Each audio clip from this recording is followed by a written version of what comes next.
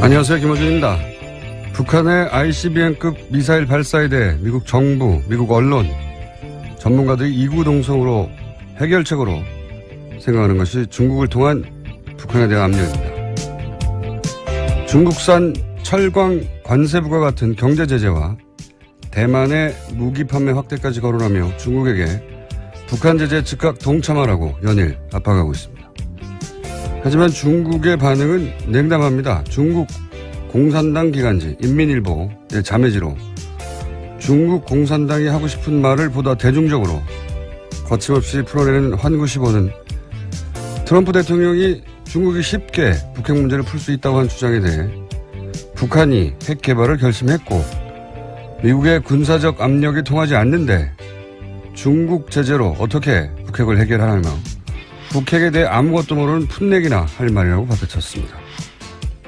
월스트리트 저널은 핵무기로 세계를 위협하지 않는 군부가 북한을 통치하도록 만들기 위해 북한의 실상을 알리면 북한 군부가 정권 전복을 모의할 거라고 주장했습니다. 북한 군부가 쿠데타를 일으키고 그리고 그 군부는 핵을 포기하게 만들어야 한다. 한국 주도의 통일은 포기하고 분단을 영구 고착화하는 친중국 정권을 북한에 세워서 북한을 중국의 위성국가로 만들어야 한다.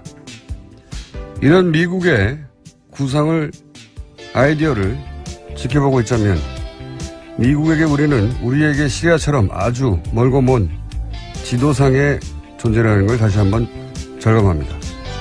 그리고 다시 한번 깨닫게 됩니다. 한 번도 문제 해결의 주도권은 꼭 우리가 가져야겠다. 김호준 생각이었습니다.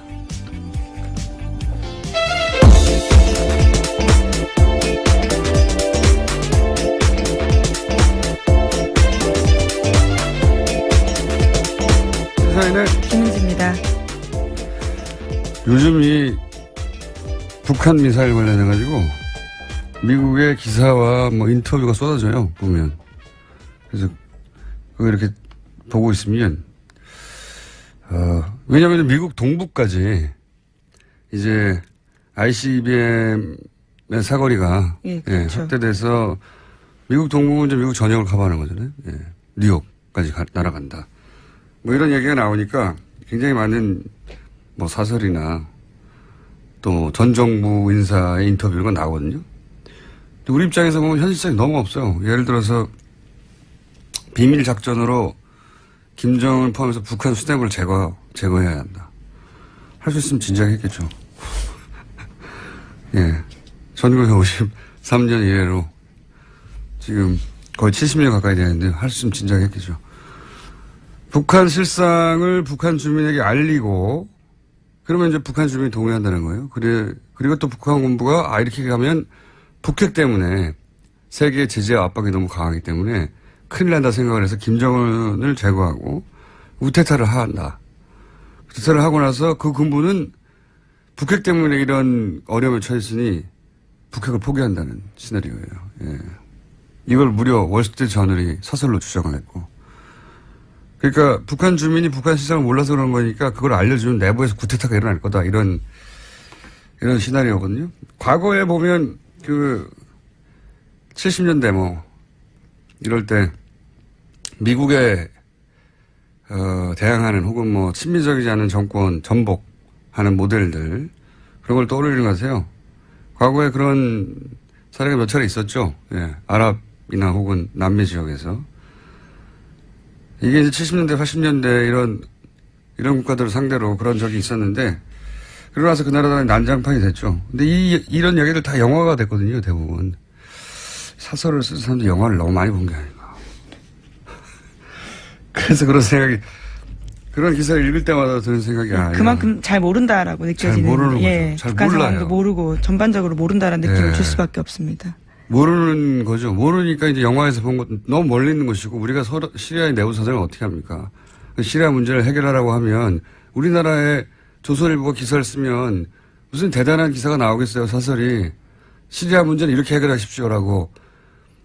마찬가지로 월스트리트 저널이 이름은 유명하지만 우리나라 내용에 대해서 한반도 내용에 대해서 사설을 쓰면 뭐 이렇게 대단한 내용이 나오겠어요. 근데 그걸 보고 우리는 미국의 생각이라고 읽고 한미 공조를 하고 이런 얘기 하는 거죠. 한반도 문제는 꼭 우리가 주도권에서 해야 되겠다. 이런 생각을, 그런 걸 읽을 때마다, 이 사람 무슨 뜬구름 잡는 소리냐. 그런 생각을 하고 있어요, 실제로. 그런 걸 사설로 내놓고. 기사를 읽다가 답답해서, 얘기를 해봤습니다. 자, 어제 뉴스는 뭐 하셨습니까? 네, 어제 서울 남부지검 공안부가 공직선거법상 허위사실 공표 혐의로 김성호 전 의원과 김인원 변호사를 불구속 기소했다고 밝혔습니다. 다만 검찰은 이용주 의원은 제보검증과 기자회견에 관여하지 않았다라고 판단했습니다. 또 안철수 전 대표와 박지원 전 대표에게 제보가 허위라는 사실을 알았다거나 제보검증이나 기자회견에 관여했는지에 대해서 인정할 만한 자료는 나오지 않았다라고 밝혔습니다. 당이 이 사건에 개입은 돼 있지만 사전에 알거나 미리부터 조작을 지시하거나 이런 건 없었다. 이런 내용이네요. 네, 하지만 이제까지 이유미 씨 단독 범행이라고 당에서는 주장을 해왔었는데요. 그 내용은 설득력을 잃게 된 겁니다. 지금도 뭐 그렇게 얘기는 하고 있긴 합니다. 네. 국민의당 입장에서는 그렇게밖에 말할 수가 없죠. 원래 당내에서 조사한 대로 마찬가지 결론이 나왔다. 근데 실제로는 이유미 씨 한 사람만 지목했다가 이제는 이유미 씨를 포함해서 최고위원이었던 이준석 전 의원도 그리고 공명선거죠?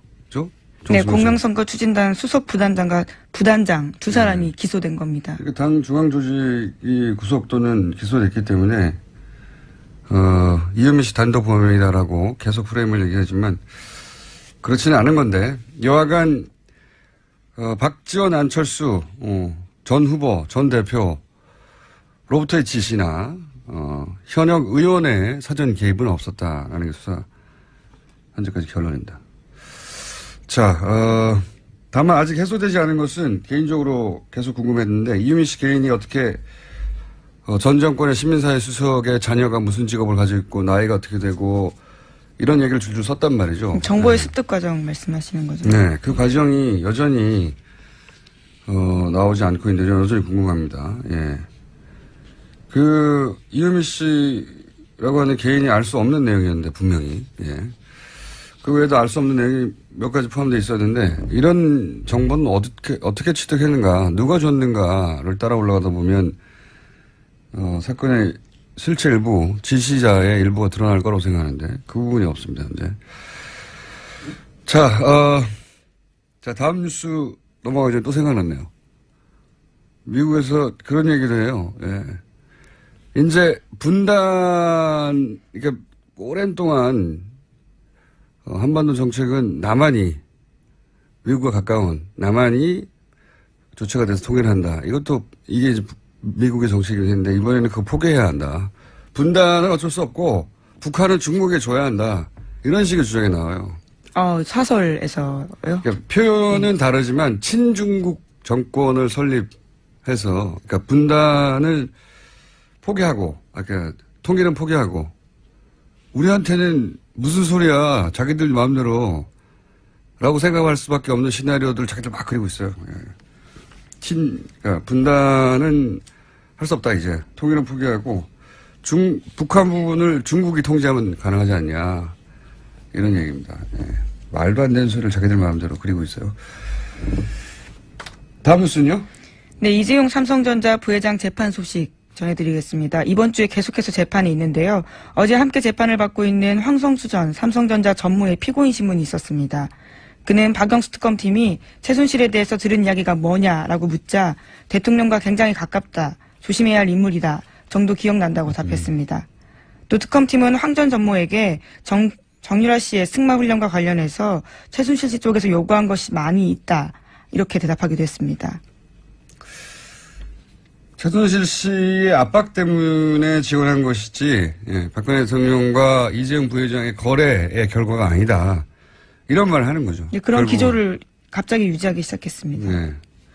며칠 전부터 그 변호인단이 이 주장을 강하게 하기 시작했고, 최순실의 압박 때문에 지원한 것이다. 최순실이 누구라고. 너무 앞뒤가 안 맞으니까 이제 보충 설명이 나온 거죠. 며칠 있다가.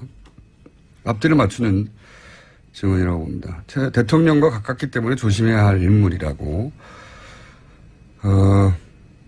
그러면서 코어 스포츠 이게 이제 이 코어 스포츠가 나중에 비대입니까? 네, 비득 스포츠가 바뀝니다. 비덱 스포츠가 되고, 최순실 씨가 100% 소유하는 회사인데, 코어 스포츠라고 하는 페이퍼 컴퍼니 당시에서는 최순실 씨의 이름이 직접 등장하지 않았었죠, 그때는.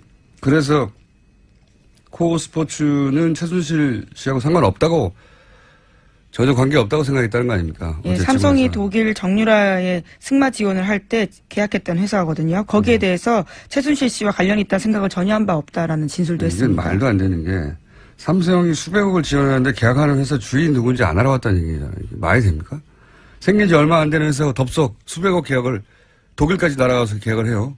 그렇죠. 직접 갑니다. 말도 안 되는 소리가. 더군다나 노승열 씨 증언에 의하면 계약 장소에 노승열 씨가 있었어요. 그리고 사진도 찍었고 그리고 그 빌딩에 최순실 씨도 있었고, 예. 이게 말이 안 되는 소리인데, 그렇게 합니다, 지금. 최순실, 그 회사를 지원하게 된 것이 이제 박근혜 대통령의 압박을 통해서 최순실 통해 정유라를 지원하려고 했다. 이 전체 시나리오를 무너뜨려야 되니까, 예. 그 회사도 최순실과는 최순실 씨 회사에 지원했네. 그렇게 되면 전체 그림은 정유라만 지원하려고 했던 게 아니고 한국 승마를 위해서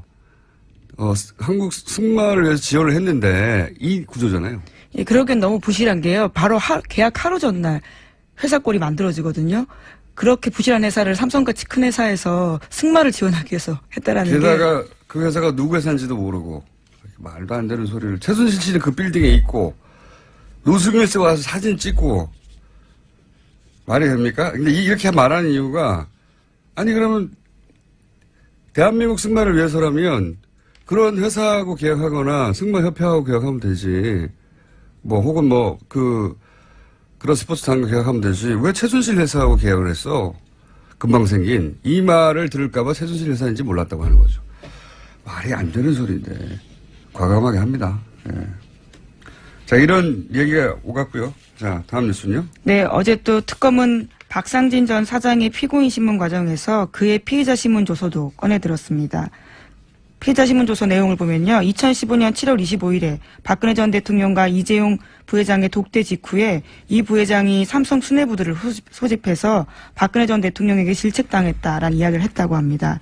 그러면서 화를 낸 박근혜 전 대통령의 속뜻이 무엇인지 알아보기 위해서 파악에 나서는데요. 그런 다음에 김종 전 차관한테 상의하라라는 이야기를 들었다라는 겁니다.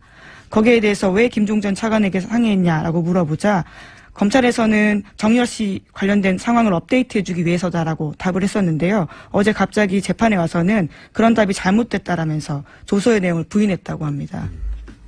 원래 특검 내용이 약간 복잡한데 간단하게 말하면 박근혜 전 대통령하고 이재용 부회장이 둘이 만났는데 이재용 부회장이 사장단을 소집해 놓고 내가 혼났다 가서 혼났는데 혼난 내용이 뭐냐면 왜 승마 훈련을 지원 안 하냐라고 혼났다. 이 얘기를 그때는 했다는 거죠. 검찰 특검에 가서 진술을 했는데 그때 그러면은 도대체 이걸 어떻게 해야 되냐 했더니 김종 전 차관하고 상의하라고. 그렇죠. 예, 김종 전 차관과 상의하라는 박근혜 전 대통령의 대답을 얻었다는 거예요. 그때 당시 그렇게 진술했다는 거죠. 그러니까 박근혜 전 대통령이 이재용 부회장을 만나서 삼성 아무것도 안 해. 앞으로 김종 전 차관하고 의논해. 이렇게 말을 했다는 거죠. 그래서 김종 전 차관을 통해서 정유라, 그러니까 보고 라인이 선 거죠. 정유라 관련은 김종 전 차관을 통해서 보고를 해.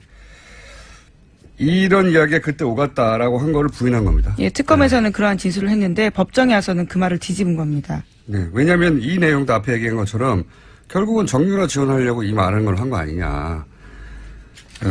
코어 스포츠랑 계약한 것도 그렇고 다. 특검의 포커스는 간단해요.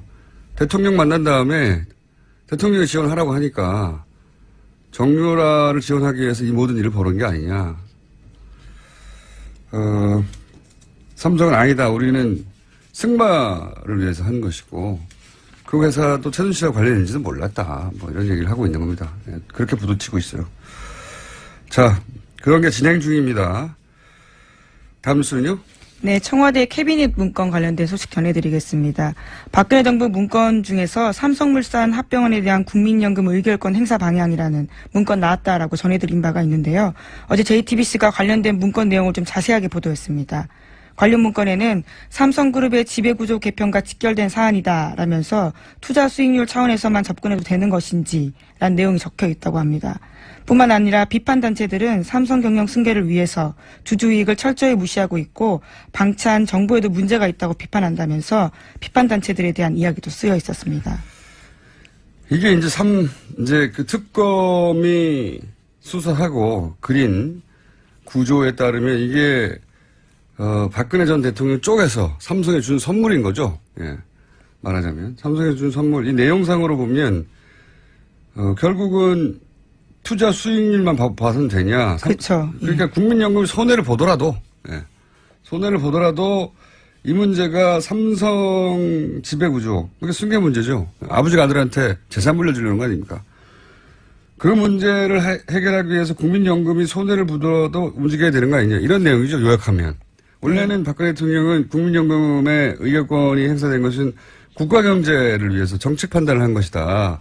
이렇게 얘기하고 있거든요. 없잖아요. 그런 내용이.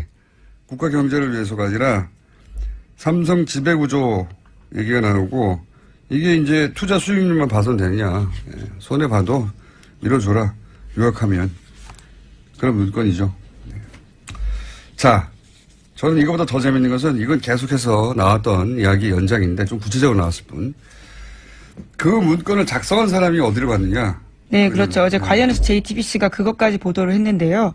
원래 국무조정실 간부였던 김모 씨가 청와대에 있으면서 작성한 문건이었습니다.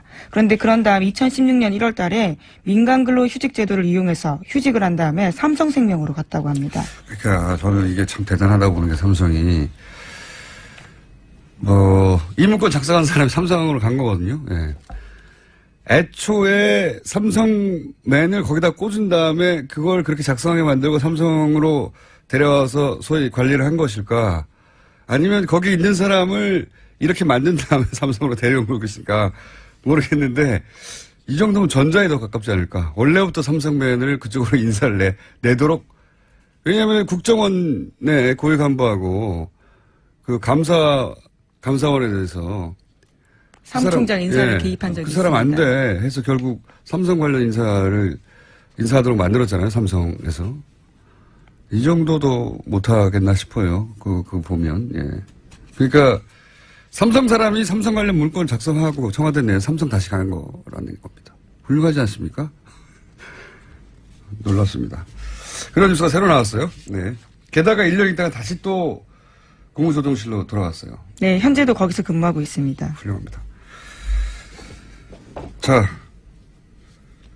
김상조 위원장이 그런 말을 한 적이 있죠. 삼성과 다른 재벌의 차이는 다른 재벌은 법을 어떻게 피할 것인지, 법을 어떻게 본인한테 유리하게 혹은 빠져나가거나 할 것인지 그 고민한다면 삼성은 그 법을 만드는 방향으로 움직인다고. 자기들에게 유리한. 이해가 갑니다. 그 말이 무슨 뜻인지. 자, 다음 뉴스는요. 네, 지난주에 국정원 댓글 사건 재판에서 원세훈 전 원장의 녹취록이 증거로 제출된 바가 있다라고 전해드린 바 있습니다. 관련해서 국정원이 감찰 조사에 들어갔다라고 합니다. 그렇군요. 이 내용은 뭐 그런 내용이 있었죠. 지방선거에서 국정원이 후보를 검증하라고 하고. 뭐. 네, 교통 정리를 하라는 표현까지 있었습니다. 그러니까요. 그러니까 선거를 국정원이 거의 치른 거 아니냐 싶을 정도로 후보도 정하고 또 교통 정리. 그러니까 뭐 원하는 대로 안 되면 국정원이 원하는 후보가 원하는 대로 안 되면 반대를 제거해라 뭐 이런 뜻으로 읽힐 내용인 거죠. 그걸 이번에 적폐청산 대상에 포함시키기로 했다. 이런 내용이고요. 다음 뉴스는요. 한일 일본군 위안부 합의에 대해서 정부가 외교부 장관 직속 TF를 구성했습니다. 협상 내용과 과정을 검토하기 시작했는데요. 연말쯤 검토 보고서가 나오면 위안부 합의에 대한 정부 입장을 정하는 근거가 될 것으로 보입니다. 이게 4대강 비리 때하고 비슷한 거죠. 4대강도 비리를 감사하라가 아니라 정책 감사를 하라는 거죠. 그러니까 왜 어떻게 그런 결정이 됐느냐. 위안부 문제도 마찬가지죠. 왜 어떻게 그런 결정이 가능했는가. 그러니까 이제 이 국가적인 손해인데 이게 어떻게 결정이 이렇게 된 거지? 시스템이 왜 작동을 안 한 거지? 그거를 체크해 보겠다는 거죠. 기본적으로 국정 운영 경험이 있다 보니 국정의 결정이 시스템적으로 이루어지는데 이게 왜 시스템에서 걸러지지 않았나 이걸 체크해 보겠다는 것. 문재인 대통령이 시스템주의자거든요, 일종의. 그런 내용입니다. 자, 하나 정도 더 할 수 있을 것 같습니다. 네, 방산비리 관련해서요. 검찰 수사관의 증언이 나왔습니다. 한국항공우주산업 그러니까 카이 관련된 수사에서 진정인이 4년 전에 제보를 했고 또 수사가 시작된 건 2년 전인데도 아직까지 제대로 된 게 없었다라는 증언이 나왔다라는 겁니다. 카이 관련된 뉴스가 계속 뭐랄까요? 뭐라고 표현해? 조금씩 예, 찔끔찔끔 그리고 복잡하기도 하고 사람 이름도 많이 나와서 간단하게 요약하면은, 예, 대표적인 방산업체인데, 예, 가장 규모가 큰. 이 방산업체 관련해서 오래전부터 파악한 비리가 있었고, 그리고 그 사장도 이미 개인 비리가 있었고, 그럼에도 불구하고 사장은, 개인 비리에 불구하고 그 사장이 됐고, 그리고 제보를 한 것도 몇 년 지났는데 아직도 수사를 안 하다가, 지금 문재인 정부가 들어서서야 수사가 시작됐다. 이런 얘기거든요. 예, 그런 얘기인데, 방산비리는 굉장히 하루 이틀 하는 게 아니에요, 보면. 굉장히 구조적이거든요. 오랫동안 서로 알면서 주고받는 거란 말이죠. 이렇게 구조적인 것에는 우리 최순실 씨가 꼭 빨대를 들이대거나 한번 이렇게 간을 보는, 이때까지의 상황을 보면 그랬거든요. 이거 어디선가 최순실 씨의 이름이 등장할 법도 하다. 저는 이 사건에 관심 있는 이유 중에 하나가, 예, 왜냐하면 오래된 거거든요. 이런 방산비리는 구조가. 그리고 이제 등장인물들이 최순실, 박근혜 전 대통령과 가깝거나 했던 네. 인사들이잖아요. 네, 지금까지는 안종범 전 수석과 친박정 시인까지는 이름이 나왔는데요. 예. 최순실 씨 이름이 언젠가 등장하지 않겠는가 하는 예언을 해봅니다. 안 등장하면 제 잘못이고요. 예. 지금까지 시사인의 김은지였습니다. 감사합니다. 자, 지난주 저희가 최초로 국정원 고위 간부 출신으로 국정원 댓글 사건을 세상에 알렸던 김상욱 씨와 함께 인터뷰를 진행했습니다. 그 이후 반응이 뜨거워서 사실 반응이 안 뜨거워도 제가 고정을 하려고 했어요. 근데 마침 반응까지 뜨거워서 임시 고정 코너가 되었습니다. 왜냐면 말하실 수 없는 것도 많을 것 같아가지고, 그죠? 영원히 네. 할 수는 없을 것 같고, 몇 차례 주요, 국정원 적폐청산 TF가 선정한 아이템 중 몇 가지 중에 본인이 직접 관여했거나, 혹은 좀 아는 내용 중심으로 몇 번 더 저희가 이 코너를 진행할 수 있을 것 같습니다. 그래서 다시 모셨습니다. 안녕하십니까? 안녕하십니까. 김상욱입니다. 지난 방송 나오고 나서 주변에서 좀 반응이 있지 않습니까? 왜 나갔어부터 시작해가지고 큰일 났다. 네, 대단히 뜨겁기도 했고 또 관심도 많고 근데 걱정하는 분들도 많았어요. 너 다시 또 국정원에서 고발당하는 거 아니냐? 네. 라는 그런 우려들도 많았고 근데 뭐 알릴까 알렸다. 네. 또 부족한 거 있으면 더 알려야 되겠다. 이렇게 네. 얘기를 했습니다. 뉴스 공장에 나오시면, 예. 다른 인터뷰하고는 다르게 반응이 좀 큽니다. 네. 그거 실감하셨죠? 네, 실감했습니다. 그러니 오늘은 더더욱 터뜨려주세요. 그리고 저희가, 코너 제목을, 예, 몇 회를 할지 모르겠지만, 앞으로 3회를 할지 10회를 할지 모르겠지만, 코너 제목을 저희가 응모합니다. 현재는 상암동 본드. 상암동에 나타난 제임스 본드라는 거죠. 가칭 상암동 본드로 저희가, 만들었는데, 이 코너 제목은 방송을 들으시면서, 네, 응모를 하시면 그 중에 하나. 노회찬, 원내대표가 결국 노르가즘으로 안착을 했거든요. 한 2달 동안 진행하면서. 자, 일단 상암동 본드로 시작하겠습니다. 지난 시간에 하다가 저희가 시간이 부족해서 급하게 마무리한 부분을 약간 다시 되짚어보자면, 마티즈 자살 사건이 있었지 않습니까? 네. 네. 그 사건이, 타살이라고 한다는 것은 아니라고 생각하신다 하셨는데, 네. 하지만, 단순 자살도 아니다, 이건. 그러니까, 서울시, 공무원 간첩 조작 사건이죠. 서울시 공무원 유호성 씨를 간첩으로 조작한 사건. 그 사건 때 권 과장이라고, 네. 예, 중국에서 북한으로의 출입국 기록을 만들어내서, 근데 나중에 들켰죠. 네. 들켜서 그때 이제 번개탄을 피우고 그다음 중간에 발견되고 다시 살아나고 이런 사건이 있었습니다. 네. 그 사건을 거의 그대로 복제를 했는데 중간에 무슨 예기치 못한 사고가 있었던 게 아닌가 이렇게 네. 예상한다고 하셨잖아요. 네네. 예. 거기까지는 말씀하셨는데 그거 말고 또 일반은 잘 모르지만 그때 전문가가 보기에 야 이거 이상하다라고 생각하셨던 적 없었나요? 우선 그걸 제가 이제 벤치마킹 했을 거다라고 주장하는 권 과장 사건에서 예.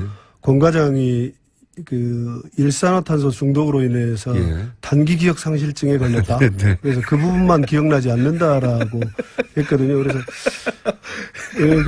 그때 그 다시 생각이 웃기네요. 예. 예, 이 RCS 해킹 프로그램과 관련해서는 국정원과 정부가 예. 굉장히 공경에 처했었던 것 같아요. 맞습니다. 그래서 어떻게 민간인 사찰 부분 특히 그렇죠. 예. 검찰과 국회에 조사가 예정이 돼 있었고 그래서 그걸 피해 나갈 수 있는 유일한 방법이 뭘까라고 했던 거 이제 고민하다가 예.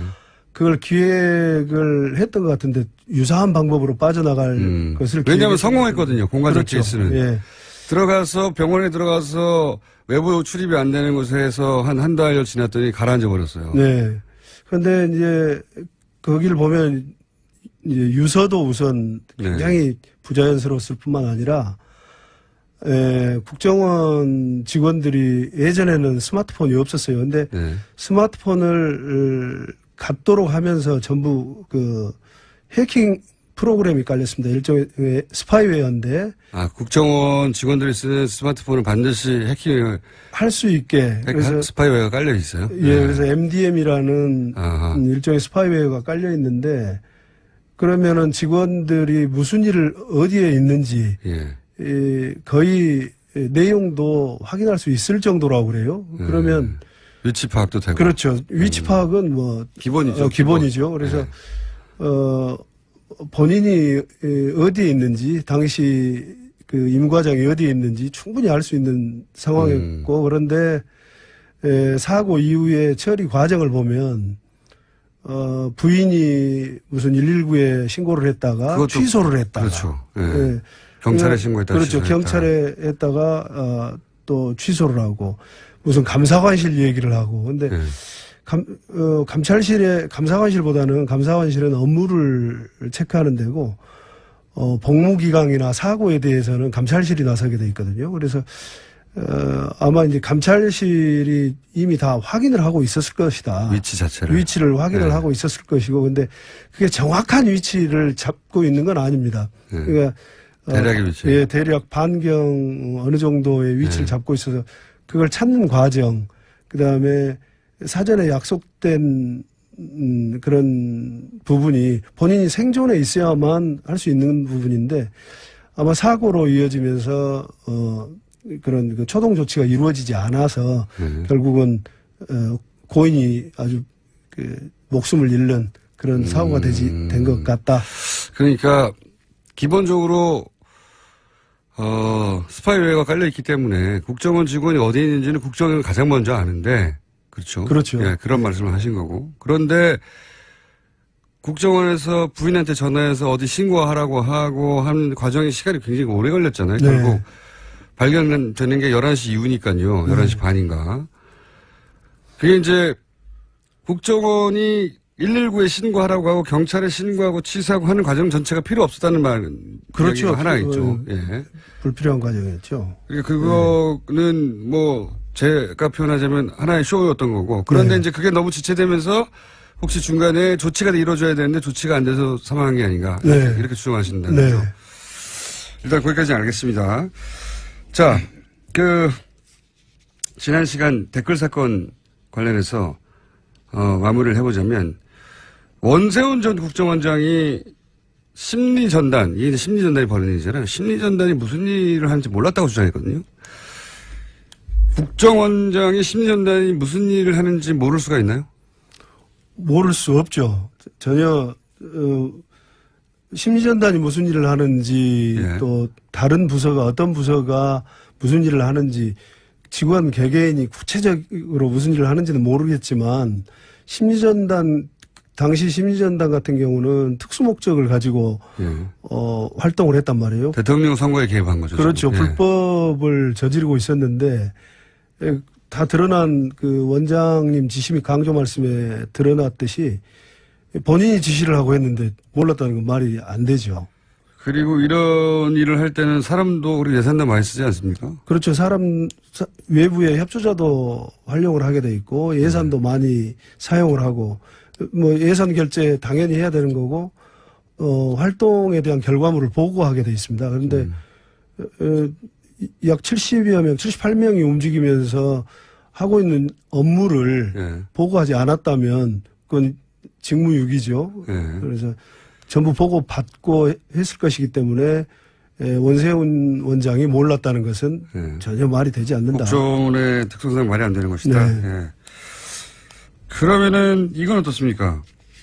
원세훈 국정원장이 안다면 그럼 이명박 대통령도 아는 겁니까? 이명박 최초 시작하면서 이명박 대통령한테 보고를 했을 것이기 때문에 그리고 청와대에서도 당시에 하고 있다고 들었었거든요. 그래서 청와대에서 하고 있다는 걸 몰라. 청와대에서도 그 국정원 심리전단이 움직인 다음에 예. 청와대도 이 댓글 작업을 함께 했다.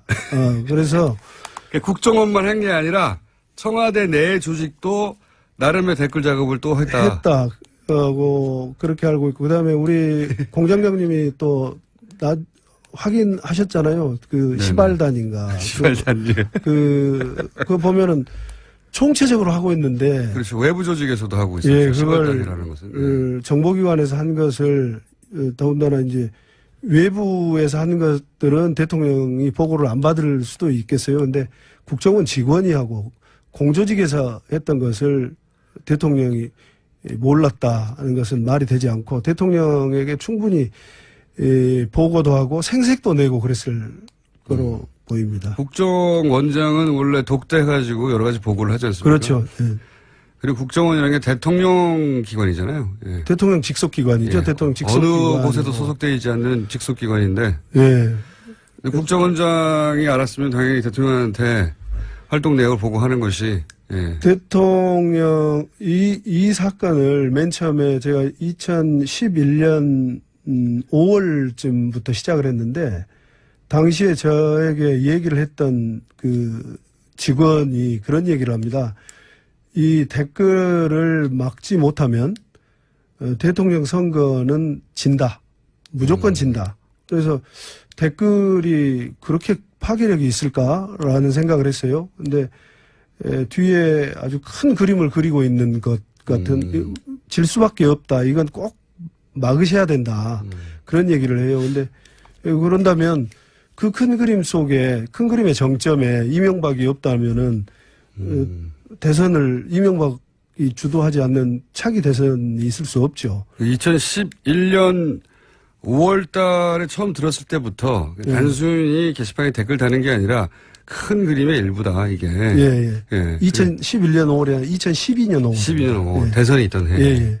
5월에 이게 이제 단순히 게시판에 몇 개 달리고 뭐 트윗에 몇 개 쓰는 게 문제가 아니라 굉장히 큰 그림의 일부고. 네. 예. 이거를 막지 못하면 그 큰 그림이 진행되는 걸 막지 못할 것이다. 예.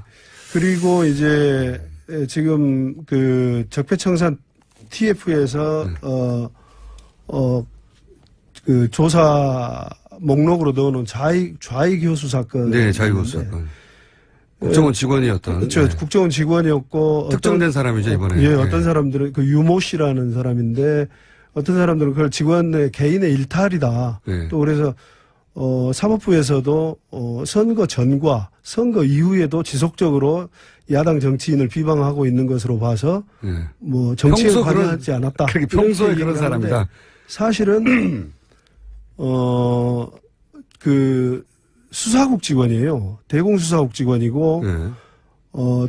그때 제가 문제 제기를 했을 때 2012년 12월에 대선 당시에 문제 제기는 심리정보국에 대해서만 됐지만 대공수사국에서도 하고 있었습니다. 네. 대공수사국에서도 하고 있었고 조직적으로 하고 있었고 댓글 다는 걸요. 예, 지금 대공수사국도 대공수사국이 댓글을 달고 있었어요. 그렇죠. 이 자리를 빌어서 이제 제가 국정원 적폐청산 TF의 좌익 교수와 관련해서 당시 수사국장이었던 권모 국장이 있어요. 예. 그분이 그 인터넷에 대한 이해도가 예. 수사관 중에서 꽤 높았던 분입니다. 예. 이미 2000년부터 인터넷에 대한 그 기법을 수사 기법을 활용하던 분이에요. 그래서 그분이 이제 수사국장을 하면서 그때 이 심리정보국과 훨씬 더 자극적인 그런 댓글들이 주문이 됐고 좌익 교수 유모 직원은 그것의 일환으로 됐던 겁니다. 그래서 그 상급자가 지금은 법원에서도 그 본인의 주장으로도 그냥 평상시에 쓰는 것이지 조직이 나한테 지시한 게 아니다. 네. 그래서 정치 개입이 아니고 네. 본인의 성향이 그런 것이다. 개인 일탈이다. 네. 이렇게 몰고 왔는데 그게 아니라 상급자가 실제로 인터넷에 대한 이해도가 굉장히 높은 사람이고 그렇죠. 그래서 더욱 심한 이야기들이 지시됐는데 그중에 일부가 나왔을 뿐이다. 그렇죠. 그래서 이 댓글 사건은 지금 흔히 말하는 민국장, 심리정보국장, 예. 본인은 심리전 단장이라고 자꾸 승진 안 하려고 주장하는 민국장, 조직이 확대되지 않았다라고 주장을 해왔거든요. 그 심리정보국과 대공수사국에 대한 철저한 조사가 이루어져야 된다. 대공수사국 국장, 대공수사국의 그 조직은 지금 빠져서 마치 팔짱 끼고 보고 있는 것 같은데 대공수사국에 대한 조사도 적폐청산 TF에서 철저하게 이루어져야 된다. 이거 처음 듣는 얘기네요. 그러니까 심리 전단만 관여한 걸로 알고 있는데 그렇게 주장해왔고 네. 재판에도 그렇게 진행되고 있는데 사실은 좌익 교수가 소속돼 있던 대공수사국도 네. 국 차원에서 관여되어 있다. 관여되어 있습니다. 그래서 원세훈이 몰랐다, 이명박이 몰랐다 하는 것은 말이 되지 않습니다. 전단과 국이 다 관여했는데. 그렇죠. 예. 지금은 대공수사국은 그 소속 직원 한 사람만 개인 일탈을 한 것으로 지금 그렇죠. 정리가 됐었어요. 예. 그렇군요. 한 가지 이거 관련해 가지고 제가 궁금한 것이 이런 겁니다. 이런 얘기하면 다 이전 정권에서도 댓글 달았다. 이전 정권에서도 뭐 했다. 항상 그런 얘기가 또 반론으로 나와요. 네.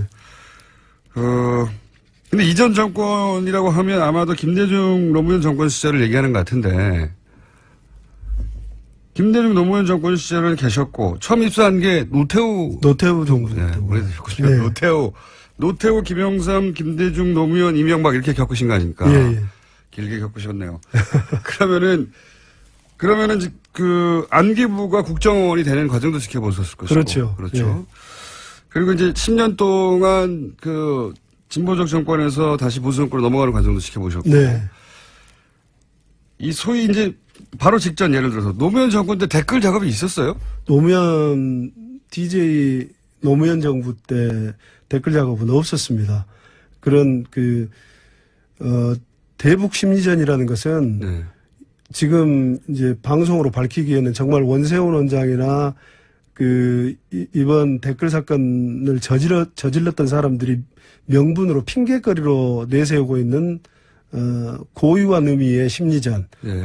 그런 부분은 다른 형태로는 있었는데 말씀드리기에 부적절하고. 네, 그건 이런 댓글을 없고. 통해서 무슨 국민들에게 정부 정책을 이렇게 홍보를 한달지 또는 대남 심리전, 원세훈이 말한 대남 심리전을 한달지. 대남 심리전. 예, 이런 건. 원래 대북 심리전 하라고 그렇죠. 만든 조직인데. 심리전은 앞에 생략돼 있는, 괄호에 생략돼 있는 게 대북이에요. 당연히 그렇게. 대남 심리전이라는 게 이건 북한에서 하는 거지.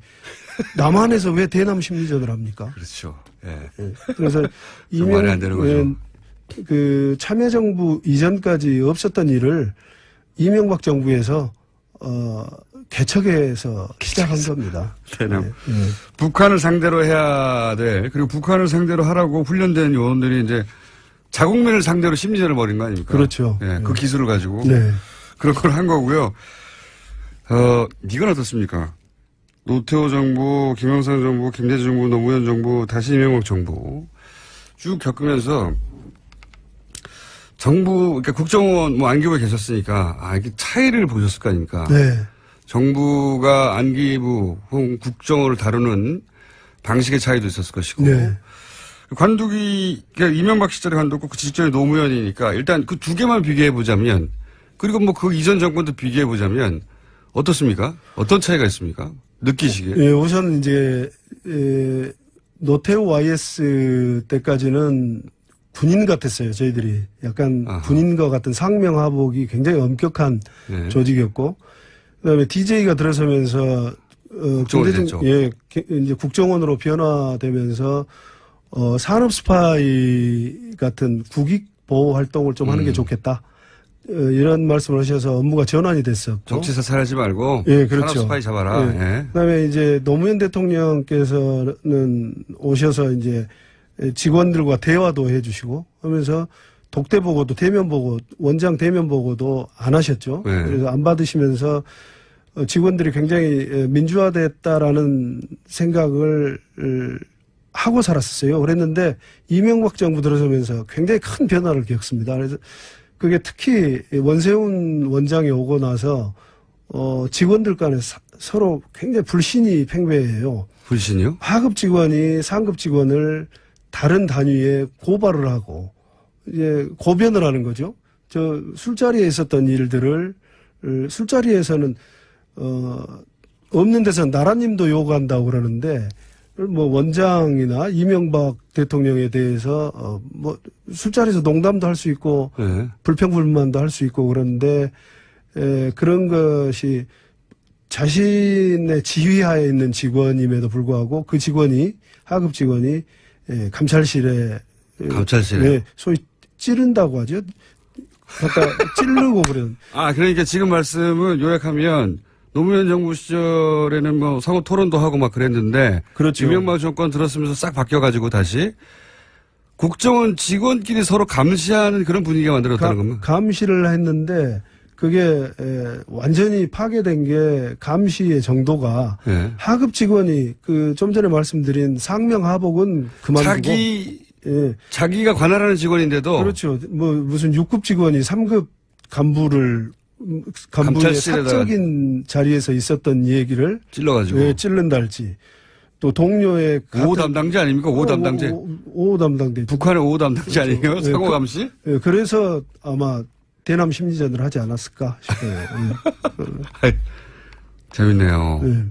굉장한 변화를 겪습니다. 대단한 변화를 겪는데 예. 그때 국정원 직원들이 서로를 불신하게 만들고 네. 기본적으로 서로에 대해서 찌르고 네. 그것도 심지어는 동료들끼리뿐만 아니라 자기 직속 상관에 대해서 술자리에서 한 말을 갖다가 감찰실에 찔러가지고 이명박 대통령에 대해서 욕했다거나. 네. 그래서 조사를 받고 인사조치 내기도 하고. 야. 그런 아주 해괴망측한 조직이라고도 할 수 없을 정도의 그런 일이 많이 있었대요. 일들이 있었어요.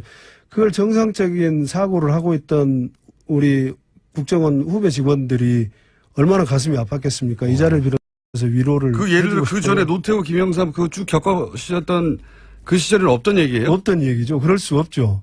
그렇겠죠. 그럼 네. 어떻게 그 조직 생활을 합니까? 그렇죠. 감찰이 저 같은 경우는 이제 감찰과 인사 파트를 근무를 했었는데 감찰이 특히 잘 아시겠네. 예, 내사를 하려고 하면 직원들이 서로 감춰주거든요. 그렇겠죠. 네. 당연히. 그런데 이걸 일부러 와가지고 고변을 하고 했다는 게 이건 있을 수 없는 조직이라고도 할 수 없는 상태의 국정원을 만들어 놓은 겁니다. 그렇게 했던 이유는 아마도 이전 정권에 충성하는 사람이 누군지 감시해서 색출하라 이런 지시가 있었나 보죠? 그런 직접적인 지시보다는 분위기를 만들었다. 아마추어 원장이 와가지고 개인의 품성도 영향을 미쳤을 거라고 생각을 해요. 원세훈 원장 개인의 품성도 영향을 미쳤고, 그 다음에 이명박의 청와대에 파견됐다가 원세훈을 따라서 들어온 직원들이 있었어요. 네. 어떤 사람은 인사의 핵심 요직을 맡았고, 어떤 사람은 특보라는 직책을 가지고 들어왔고, 5급 직원인데 갑자기 원장 특보로 왔어요. 그러다 보니까 이제 그 5급이 1급 임명에 관여를 하고 그런 사건이 생기고, 그 직원은 결국 나중에 박근혜 정부 때 해임됐던가 파면됐던가 했습니다. 할 얘기가 너무 많네요. 오늘 여기까지 하겠습니다. 네. 네, 다음 주에 다시 뵙겠습니다. 네. 김상욱 씨였습니다. 네, 감사합니다. 전기요금이 3배 인상된다. 그리고 전기가 부족할 것이다. 예, 탈원전 관련해서 나오는 이야기들입니다. 이게 과연 사실인지, 탈원전에 관한 오해 혹은 진실은 무엇인지, 탈핵 에너지 교수 모임 공동대표 동국대 김익중 교수님 나오셨습니다. 안녕하십니까? 예, 안녕하십니까? 동국대면은 직접 제가 듣기로는 KTX 타고 새벽에 올라오신 게 아니고 전날 밤에 차로 운전해서 직접 오셨다. 아, 예. 제가 KTX보다 차 운전하는 걸 좋아합니다. 왜냐하면 다음 일정이 또 다른 지역을 갈 경우가 많아서 네. 예, 오늘 저녁에 전주를 가야 돼서 기차를 타시면은 아무래도 환경 오염 물질도 덜 배출되고 그런데. 아, 그렇네요.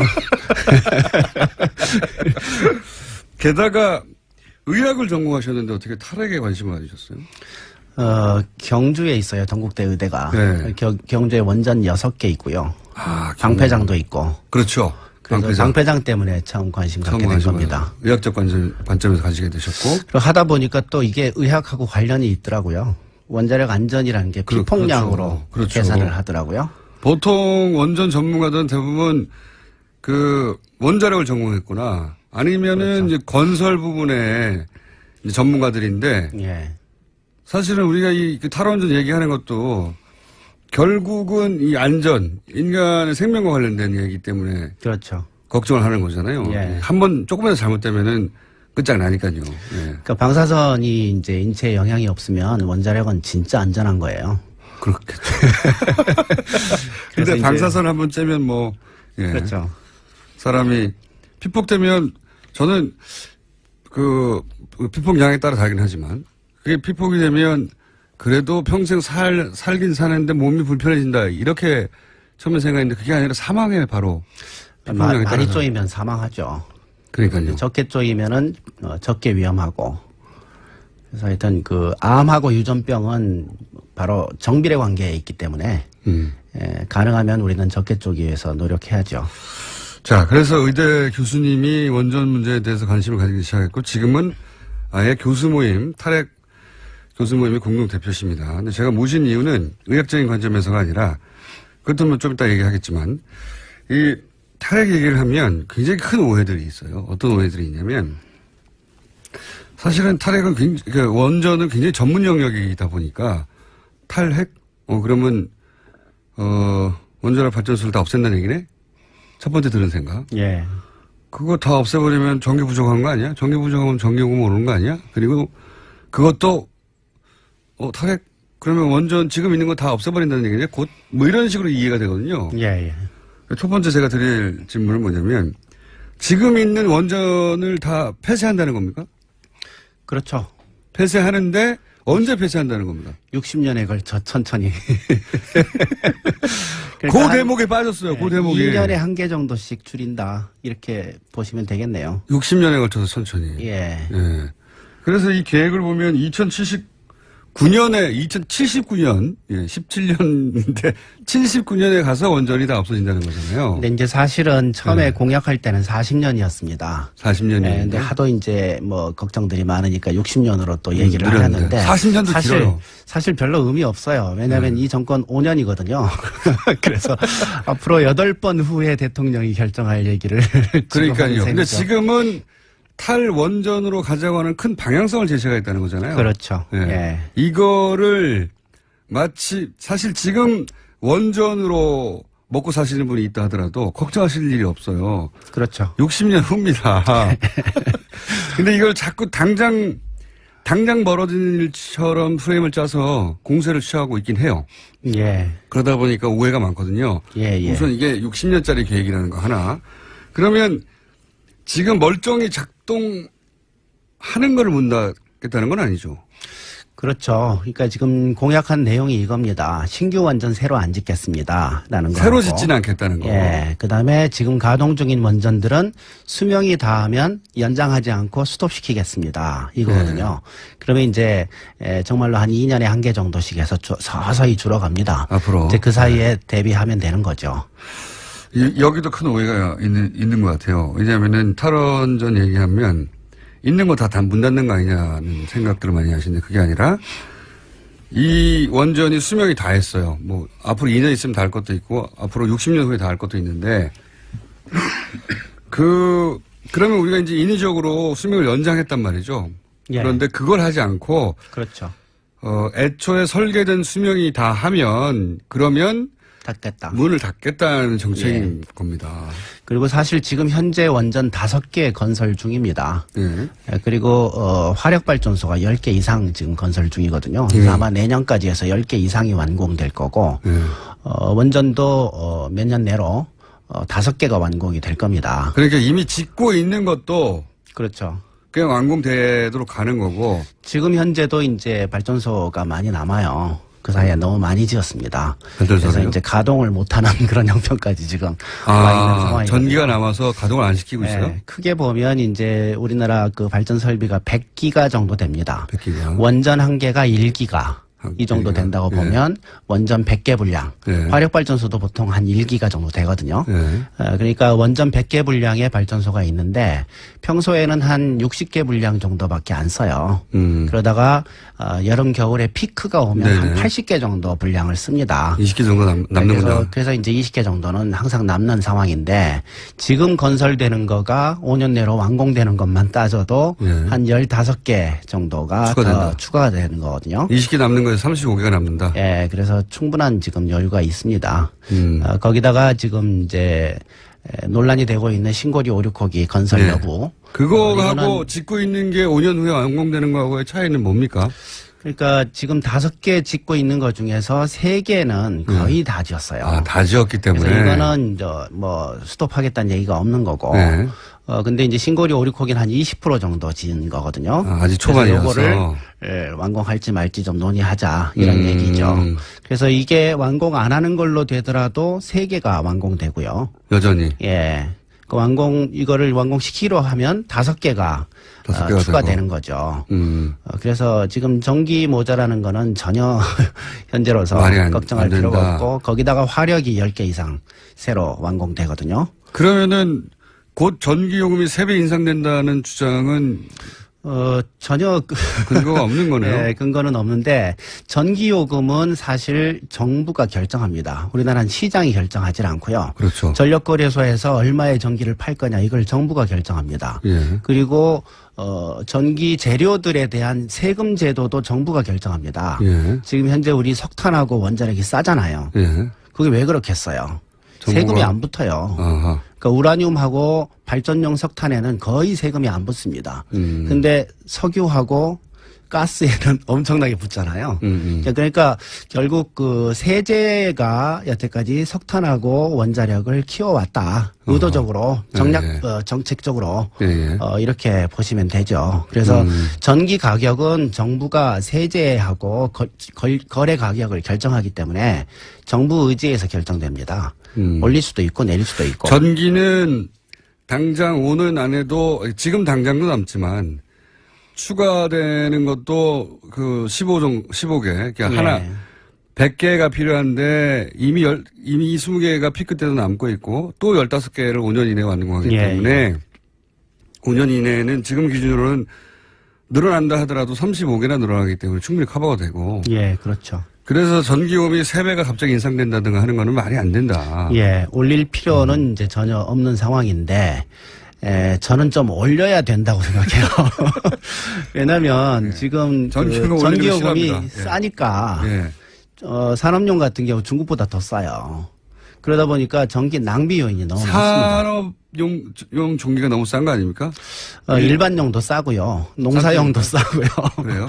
그리고 사실은 가정용도 다른 나라에 비해서 싼 편입니다. 근데 누진으로 하면 비싸지잖아요. 그렇죠. 누진하면 이제 얘기가 좀 달라지지만 기본적인 요금으로 기본 보면 단가는 싼데. 예. 그래서 수요 관리 차원에서 좀 올릴 필요는 있어요.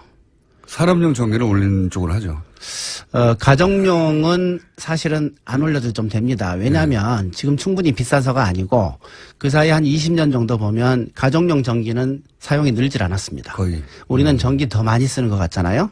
근데 그렇지가 않아요. 왜냐하면 가전 제품들이 열 효율이 굉장히 좋아졌어요. 아. 효율이 좋아지니까 많이 쓰는 것 같지만 실제 전기 소비량은 많지 않은 겁니다. 예전보다 에너지 등급이 점점 좋아지고 있는데 그렇죠. 그러니까 전기 제품은 늘어났지만 전기 효율이 올라서 전기는 예. 20년간 가정용 별로 안 올랐어요. 증가하지 않았다. 예. 근데 아하. 이제 산업용하고 일반용은 이제 그런 에너지 효율화 사업 같은데 별로 투자를 안 했던 거죠.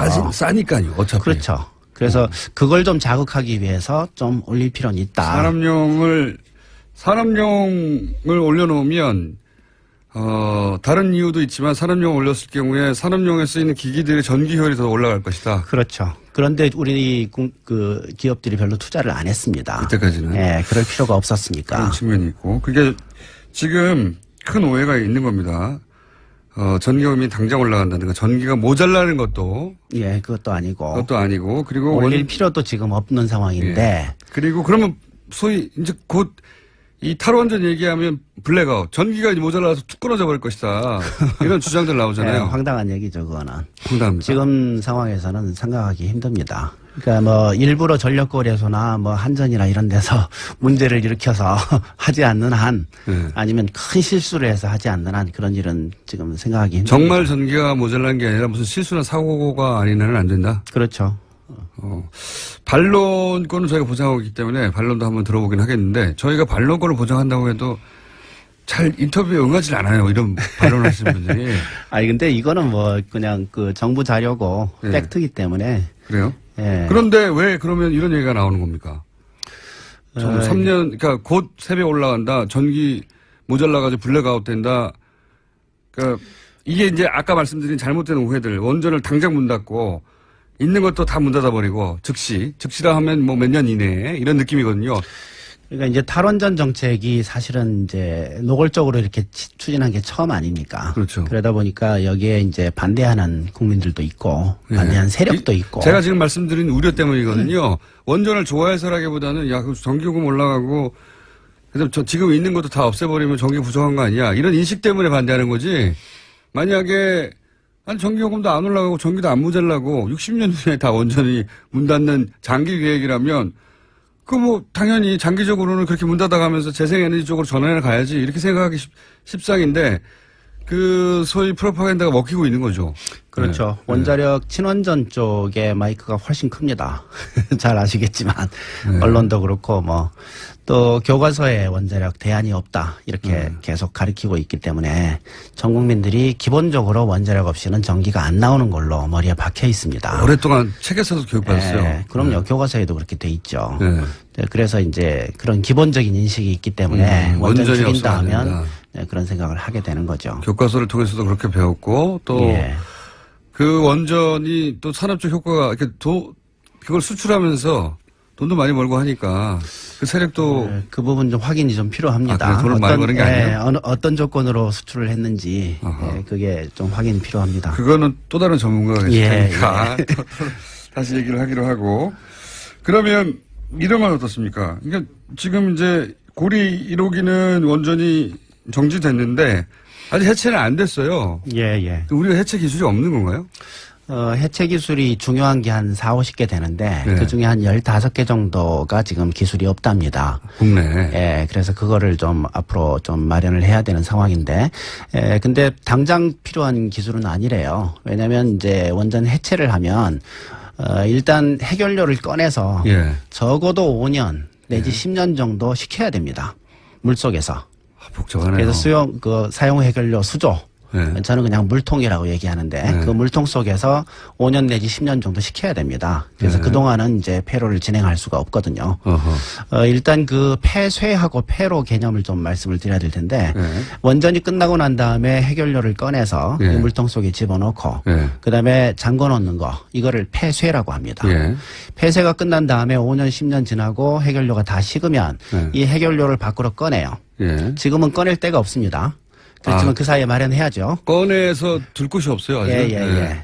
근데 꺼낼 때가 있다고 치고 네. 밖으로 꺼낸 다음에 그다음에 이 건물 전체를 없애는 거죠. 그래서 건설 전의 상태로 평지 상태로 바꾸고 방사능에 오염된 거 제염하고 네. 이제 이 과정을 폐로라고 합니다. 폐로 하는 데는 보통 이제 최소 20년에서 야. 50년 이상 이렇게 잡기도 합니다. 원자력 발전소가 수명이 다한 다음에 처리가 굉장히 어려운 거군요. 그게. 예, 시간 많이 걸리고 돈도 많이 들고 위험도 하고. 근데 우리가 그 폐로를 하는 기술이 아직 그중에 핵심 기술 15개가 없다. 예, 예. 그래서 이제 어차피 한 5년 정도는 적어도 시켜야 되기 때문에 그 사이에 기술 개발하겠다 이런 생각인지 모르겠어요. 근데 저는 좀, 우리나라에 지금 원자력 연구비 엄청나게 많이 가져가거든요. 예. 그 많은 돈을 쓰면서 어차피 폐로 갈 텐데. 짓는 왜, 것만 그동안 신경 썼군요. 예, 왜 그런 그 기술 개발을 아직 안 해놨는지. 폐로하고 처리하는 그러니까 연구는 뒷기술 쪽에 별로 투자를 안 한 거죠. 그동안은 예, 건설하고 추진하고 확대하는 쪽으로만 투자하고 그게 돈이 그런 게 아닌가 됐으니까요. 그런 생각이 드는데 사실은 이제 이 뒷기술도 굉장히 중요합니다. 폐로 시장도 아주 크고요. 그렇겠죠. 전 예. 세계가 원자로를 짓기 시작하고 폐로가 되기 시작한 게 전 세계적인 현상이니까 늙은 그렇죠. 지금 이제 폐쇄된 원전이 전 세계적으로 160개 정도. 예. 지금 가동 중인 원전이 한 440개 정도. 예. 그래서 합하면 600개. 예. 이게 다 폐로가 돼야 되거든요. 그렇겠죠. 그리고 앞으로 지어질 것 다 더해질 거고. 예. 그래서 그 60년 내에 600개가 최소한 그렇죠. 전 세계적으로 예. 예. 폐로 하나 하는데 1조 원 잡으면 600조 원. 600조 원 시장이다. 굉장한 시장이죠. 그래서 사실 건설 시장보다 훨씬 큽니다. 근데 이쪽으로 왜 신경을 안 썼을까? 그때까지는 이런 생각을 좀 못 드는 했던 거죠. 거예요. 이렇게 원래 자본의 속성이 무한 증식 아닙니까? 완전히. 계속 돈 벌 국리만 했는데 얘네는 수명이 있고 그리고 60년이라는 게 자기 수명 내에 돌아오겠나 이런 생각도 했을 것 같아요. 만약에 40대 정도에 가장 활발하게 움직이는 어떤 뭐 교수님이나 어떤 전문가가 야 60년 후면 나 100년 100살이잖아. 나 그렇죠. 다음인데 뭐 내가 신경 쓸 게 뭐 있어. 그렇죠. 이렇게 진행했을 가능성이 높죠. 어쨌든 그 기술이 없다. 예. 우리한테는. 예, 개발해야 됩니다. 허허. 이 기술을 가지고 있는 나라로부터 수입하거나 아니면 그쪽에서 처리를 맡기거나 해야 하는 거지. 원전은 우리가 짓긴 하지만 해체를 못한다는 얘기네요. 해체 기술 중에 하여튼 지금 부족한 부분이 있어서 그건 이제 외국 전문가들을 부르든가 아니면 그 사이에 기술 개발을 하든가 아니면 외국 회사를 부르든가 이렇게 해야 되겠죠. 자, 그러면서 탈원전을 하는 것이 지금 탈원전이라는 게 이제 오해 소지가 많은 용어라는 걸 이해했어요. 이게 60년 후에 우리나라가 결국 원전이 없어지고 그 사이에 여러 가지 재생에너지라든가 신재생에너지들을 개발해서 그걸 대체해 나갈 것이다. 60년간. 60년이면 정말 긴 세월이거든요. 그렇죠. 6.25 때가 60몇 년 전이죠. 그러니까요. 지금 이 방송을 관심 있게 들으신 분들 중에 그때까지도 활발히 활동하실 분들이 별로 없을 수 있습니다. 대부분. 네. 뭐 저는 분명히 안 사야리고 있을 것 같고. 우리 생애는 못 볼 일이기도 합니다. 거의. 예, 예. 지금 방송 저는 못 볼 일일 것 같고요. 60년이면 100살 이상 살래나요, 제가? 어쨌든 100세 이상 살아야지 볼 수 있는 일인데 지금 당장 전기요금 이거 다 호들갑이다. 예. 이런 말씀을 하나 드리고 그런데 실제 탈원전이 세계적인 추세가 맞느냐? 아니다. 어느 나라는 더 많이 짓고 있고 물론 탈원전을 하겠다고 하는 나라들도 있어요. 선언한 나라 예. 몇 군데. 그렇죠. 이 세계적인 추세에 대해서는 어떻게 평가하십니까? 일단 원전 개수 그래프를 보시면요. 1954년부터 전 세계에서 원전이 시작이 됐는데 1990년대까지 개수가 증가합니다. 무조건 주로, 증가했고. 예, 네. 일식전으로 증가합니다. 선진국들이 주로 많이 지었고 그래서 400개가 넘어갑니다. 네. 근데 그 후로 30년 동안 원전 개수가 제자리 걸음이었거든요. 30년간. 그 사이에 이제 어떤 일이 일어나는지 보면 유럽이 원전 개수 한 50개 정도 줄였습니다. 네. 그리고 미국도 한 10개 정도 줄였고요. 네. 그리고 그 빈자리를 아시아 4개 나라가 채우고 있었습니다. 그게 한국, 중국, 인도, 러시아입니다. 그래서 세계 원전 개수가 그 자리에 있었는데 후쿠시마 핵사고 난 다음에 좀 줄기 시작한 거죠. 그리고 IAEA 예측을 보면 앞으로 20년 내로 300개 정도의 원전이 수명이 다합니다. 예. 그래서 수명 연장을 안 한다고 치면 300개의 원전이 문을 닫아요. 20년 내로. 예. 근데 20년 내로 300개를 못 짓습니다. 선진국이 거의 안 짓고 있고요. 한국이 20개 정도 짓는 걸로 돼 있었고, 그리고 중국이 50개, 인도가 20개, 러시아가 10개. 그래서 이 4개 나라 주요 원전 건설국이 합해봤자 100개 정도에 불과합니다. 그러니까 이 추세라는 건 전체적인 세계적인 추세는 그렇죠. 줄어들고 줄어들고 있는 거죠. 그래서 그 사이에 이제 유럽이 50개를 줄였는데 개수가 줄었다는 얘기는 건설보다 폐쇄가 50개 많았다 이 뜻이잖아요. 네. 그리고 미국도 30년간 건설을 사실 한 개도 안 했고요. 폐쇄만 몇 개 했을 뿐이죠.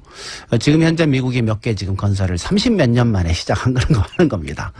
그래봤자 전체 추세에는 큰 문제가 안 될 거고. 그러니까 이게 국가별로 볼 일이 아니다. 세계적으로 몇 네. 개가 있느냐. 그렇죠. 세계적으로 그래서 곡선이 수직은 아니지만 일직선으로 증가하다가 지금 주춤하다가 다시 줄어드는 추세가 예, 그렇죠. 세계적인 추세인 건 분명하다. 예, 그래서 원자력은 사실 사양 산업입니다. 30년간 성장이 없었으면 그건 당연히 사양 산업이죠. 그래서 선진국에서 아시아에 있는 개도국으로 이양되고 있었다. 지금도 그 과정에 있는 거다. 이렇게 봐야 됩니다.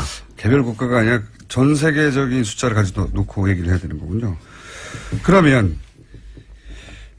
그 사이에 이제 재생에너지에 관련된 얘기도 하긴 했습니다. 저희가 태양광이라든가 이게 이제 지금은 효율이 낮고 그렇게 인식돼 있지만 그래 원전이 가장 싸다는 거 아니겠습니까? 예. 안전하다는 말을 요새 잘 못해요. 사고를 봤기 때문에. 안전하다는 얘기 지금도 하던데요.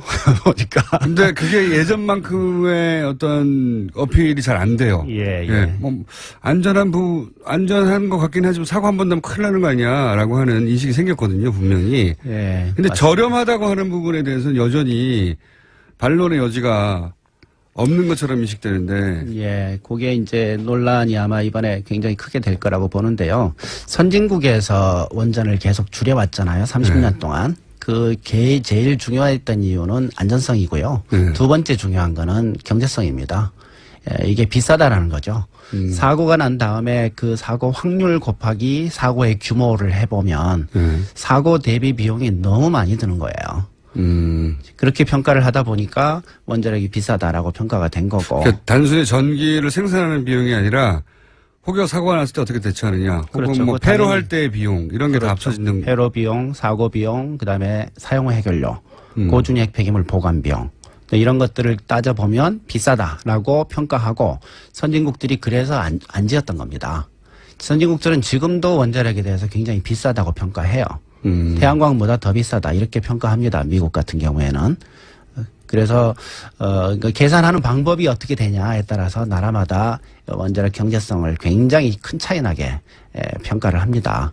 그래서 탈원전 얘기하는 사람들은 이 평가가 잘못됐다. 그러니까 뒤에 후손들이 책임져야 될 부분을 너무 적게 평가했다. 이렇게 주장하고 있는 거고. 당신이 살아있을 때는 싸게 느껴질지 모르겠지만 이걸 그렇죠. 해체하게 되는 우리 다음 세대 비용까지 합치면 싼 게 아니다. 예. 이런 얘기네요. 한마디로 사실 말해서. 이제 10만 년간 보관해야 될 고준위 핵폐기물 보관 비용이 얼마 들까?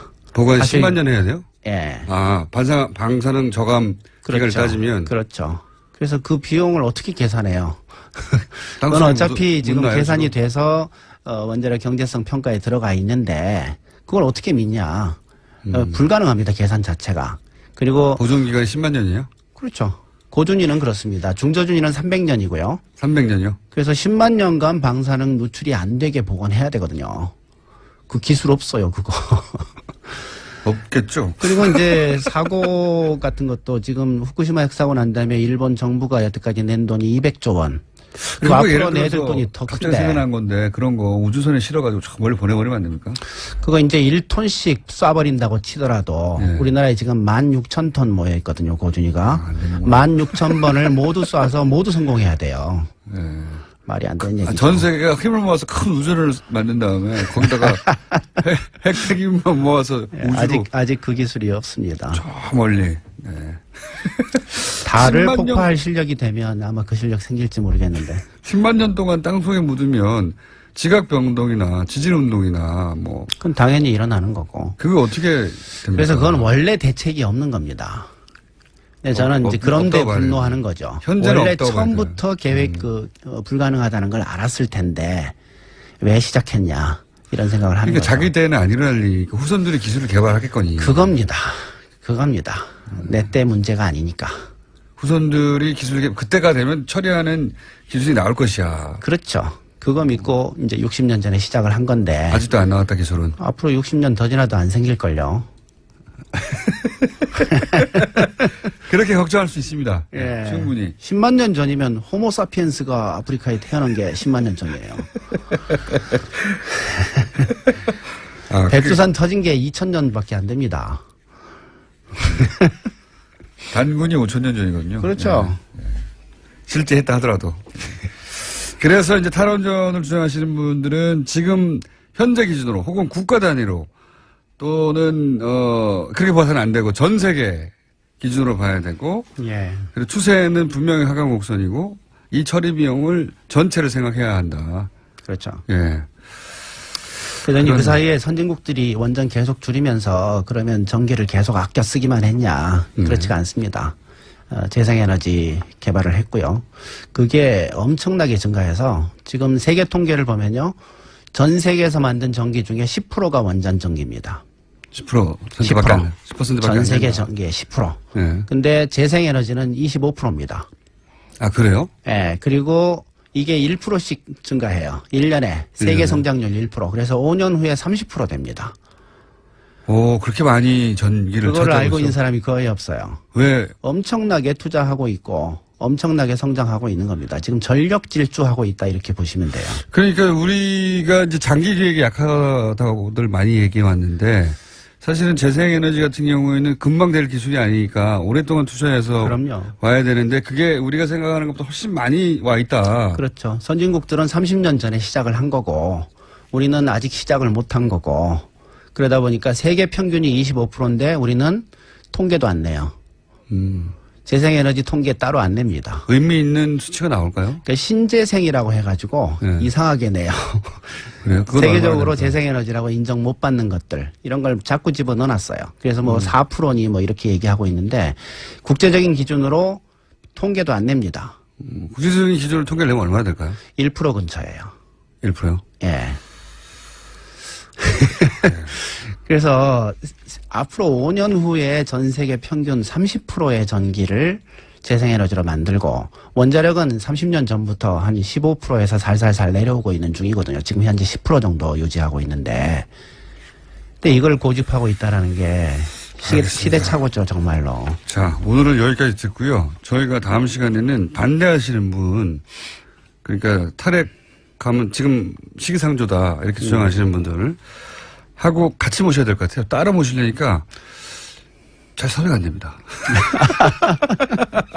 같이 하면 제가 네. 또 스트레스 받아서 네, 그건 저희가 알 바 아니고요. 굉장히 비효율적으로 얘기가 진행이 돼서 화기애애하게 만들 수 네, 있습니다. 그분 한 20분 하고 저 20분 하고 하든지 10분 하든지 뭐 알겠습니다. 하여튼 저는 토론 너무 힘들어요. 이 얘기를 그래요? 이렇게 막고 또 사실 거짓 팩트가 아닌 거를 얘기하는 거 견디는 게 너무 힘들어요 저는. 견뎌주시고요, 다음 시간에. 오늘은 여기까지 하겠습니다. 지금까지 탈핵 에너지 교수 모임 공동대표 김익중 교수님이었습니다. 감사합니다. 고맙습니다. 불친절한 AS. 예. 국정원 직원 김상욱 씨 코너 제목, 지원이 맞나요? 이런 얘기도 있습니다. 막장원은 어떨까요? 실화냐? 예. 이런 제목도 있고요. 앞으로도 계속 받겠습니다. 네. 국정원 적폐 TF에서 선정한 아이템들 중에 김상욱 씨가 알고 있거나, 예, 말할 수 있는 부분을 저희가 앞으로 계속 이 시간에 순서를 마련해서 고정으로 진행할 텐데, 당분간 코너 제목. 지금은 상암동 본드입니다. 100살까지 살려나 했더니 이런 문자를 한 분이 보내셨네요. 김호준 씨는 충분히 삽니다. 욕을 많이 먹으면 오래 살기 때문에. 스피커폰으로 뉴스 공장을 듣는데 옆에 남자가 시끄럽다네요. 네. 저는 목소리가 섹시한데 남자한테는 시끄럽게 들리나 봅니다. 네. 그 남자와 헤어지십시오. 자, 여기까지 하겠습니다. 칼 폴라리 사형되는 것을 정태수 선생님 나오셨습니다. 네, 안녕하세요. 방송이 안 나오는 동안 가입자가 한 명도 늘지 않았다고 하는. 그 전까지 일주일당 10명꼴로 늘어가다가, 예, 다시 방송을 했더니 다시 조금씩 늘기 시작했나요? 네, 뭐 지난주에도 늘지 않았습니다. 제가 보기에는 방송 때문이 아니고 휴가 가셨어요. 아니 방송을 안 하시는 줄 알고 이제 그러다가 이제 방송을 다시 하시는구나 하면 듣다가 또 가입하는 자가 분들이 네. 늘어날 늘어날 거라고 겁니다. 희망을 가져봅시다. 네. 다 함께. 오늘 들고 오신 주제는 25일 날 경제 정책 방향이라고 하는 게 발표가 됐고 저 파워포인트로 그 PT할 때 그 파워포인트로 뭐랄까요 누굽니까 그 애플의 잡스가 유행시킨 건데 네, 기본적으로 그렇죠. 지금 뭐 어디나 다 그렇게 합니다. 예. 근데 정부에서 그렇게 하는 거는 처음 봤어요. 괜찮았어요. 그 연출은. 예. 여하간 그때 발표한 정부 자료를 보신 거죠, 지금. 네네네. 네. 그 공식 파워포인트 혹은 정부 자료를 보시고, 앞으로 방향은 이렇게 가는 거구나, 라고 해석을 하셨는데, 자, 그럼 어떻게 간다는 겁니까? 네, 제가 이 50쪽짜리를 보고 만세 그랬습니다. 만세요? 예. 제가 제일 걱정했던 건 뭐냐면. 소장님 마음에 들게 갔어요, 지금? 문 후보를 지지하는 경제학자가 너무 많았어요. 10,000명이 지지했어요. 예.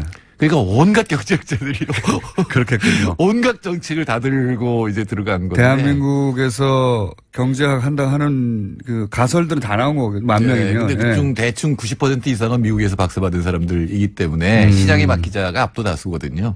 그런데 이제 지난 경제정책 방향으로 발표 난 거는 소득주도 성장을 한다라고 하는 거를 밝힌 겁니다. 네. 그건 뭐 기본 철학이었으니까요. 예, 예. 근데 이제 소득주도 성장이라고 하는 게 주류 경제학이 아니거든요. 그러니까 굳이 따지자면 포스트 케인지안이라고 하는 그 경제학인데 전체 기조는 사람 중심으로 가는데 시장에서 임금이 올라가고 일반 사람들의 소득이 늘어야 경제 성장을 할 수 있는 단계에 왔다. 그걸 패러다임 전환이라고 표현을 했습니다. 그러니까 지난 60년간 우리한테 익숙해진 건 뭐냐면 수출만이 살 길이다잖아요. 수출만이 살 길이고 기업이 잘 돼야 결국은. 예, 그러려면 경쟁력이 있어야 되고 그러려면 임금을 억제해야 된다. 그리고 기업을 몰아주고. 예, 파이를 먼저 키워야 분배가 된다라는 거였는데 항상. 이제는 사람이 먼저 소득이 있어야 그 사람들이 이제 소비를 하고 그거에 입각해서 투자가 일어나고 하는 그런 쪽으로 패러다임을 전환한다라고 선언을 한 겁니다. 기본 틀은 가장 네. 큰 틀은. 네. 사실은 최근에 그 이재명 시장이 이 자리에 와서 했던 얘기기도 한데 다보스 포럼에 갔더니 거기서 그러니까 결국은 그 경제 논리가 우선하는 곳인데 거기서도 포용 국가론, 포용 그 소위 성장론. 소득, 포용 성장론 그리고 포용 소득 주도 성장론이 경제인들 사이에서도 우리나라뿐만 아니라 거론되고 있더라. 그러니까 5년 전부터 바뀌었어요. 그전에는 IMF 같은 데서 이제 규제 완화하고 기업들에게 이제 자유를 주면은 시장에 맡기면 제대로 성장을 한다 그랬는데 IMF 스스로가 2011년경부터 더 이상 이 빈부격차가 벌어지면 성장을 할 수 없다 그러면서 인클루시브 그로스라는 개념을 국제기구들이 내놓기 시작했죠. 근데 아마도 소득주도 성장이라고 하는 정책 기조를 나라가 이 제시한 거는 처음입니다. 제가 보기엔 한국이 처음으로 이상적인 어떤 모델로 제시했던 국제기구가 제시했던 거를 정책 기조로 만들고 굉장히 체계적으로 그 밑에 여러 가지 정책들을 배치를 했다. 그런 점에서 제가 헌어셔 나서 만세라고 했습니다. 이게 이제 IMF 정도에서 몇 년 전부터 혹은 뭐 연구기관들이 이게 앞으로 이런 식으로 소득격차가 벌어지고 빈부격차가 벌어지면 뭐 특정 계층이 성장해봐야 재벌이 성장해봐야 그걸 소비할 주체가 없는데 성장의 이 선순환 구조는 끊어진다.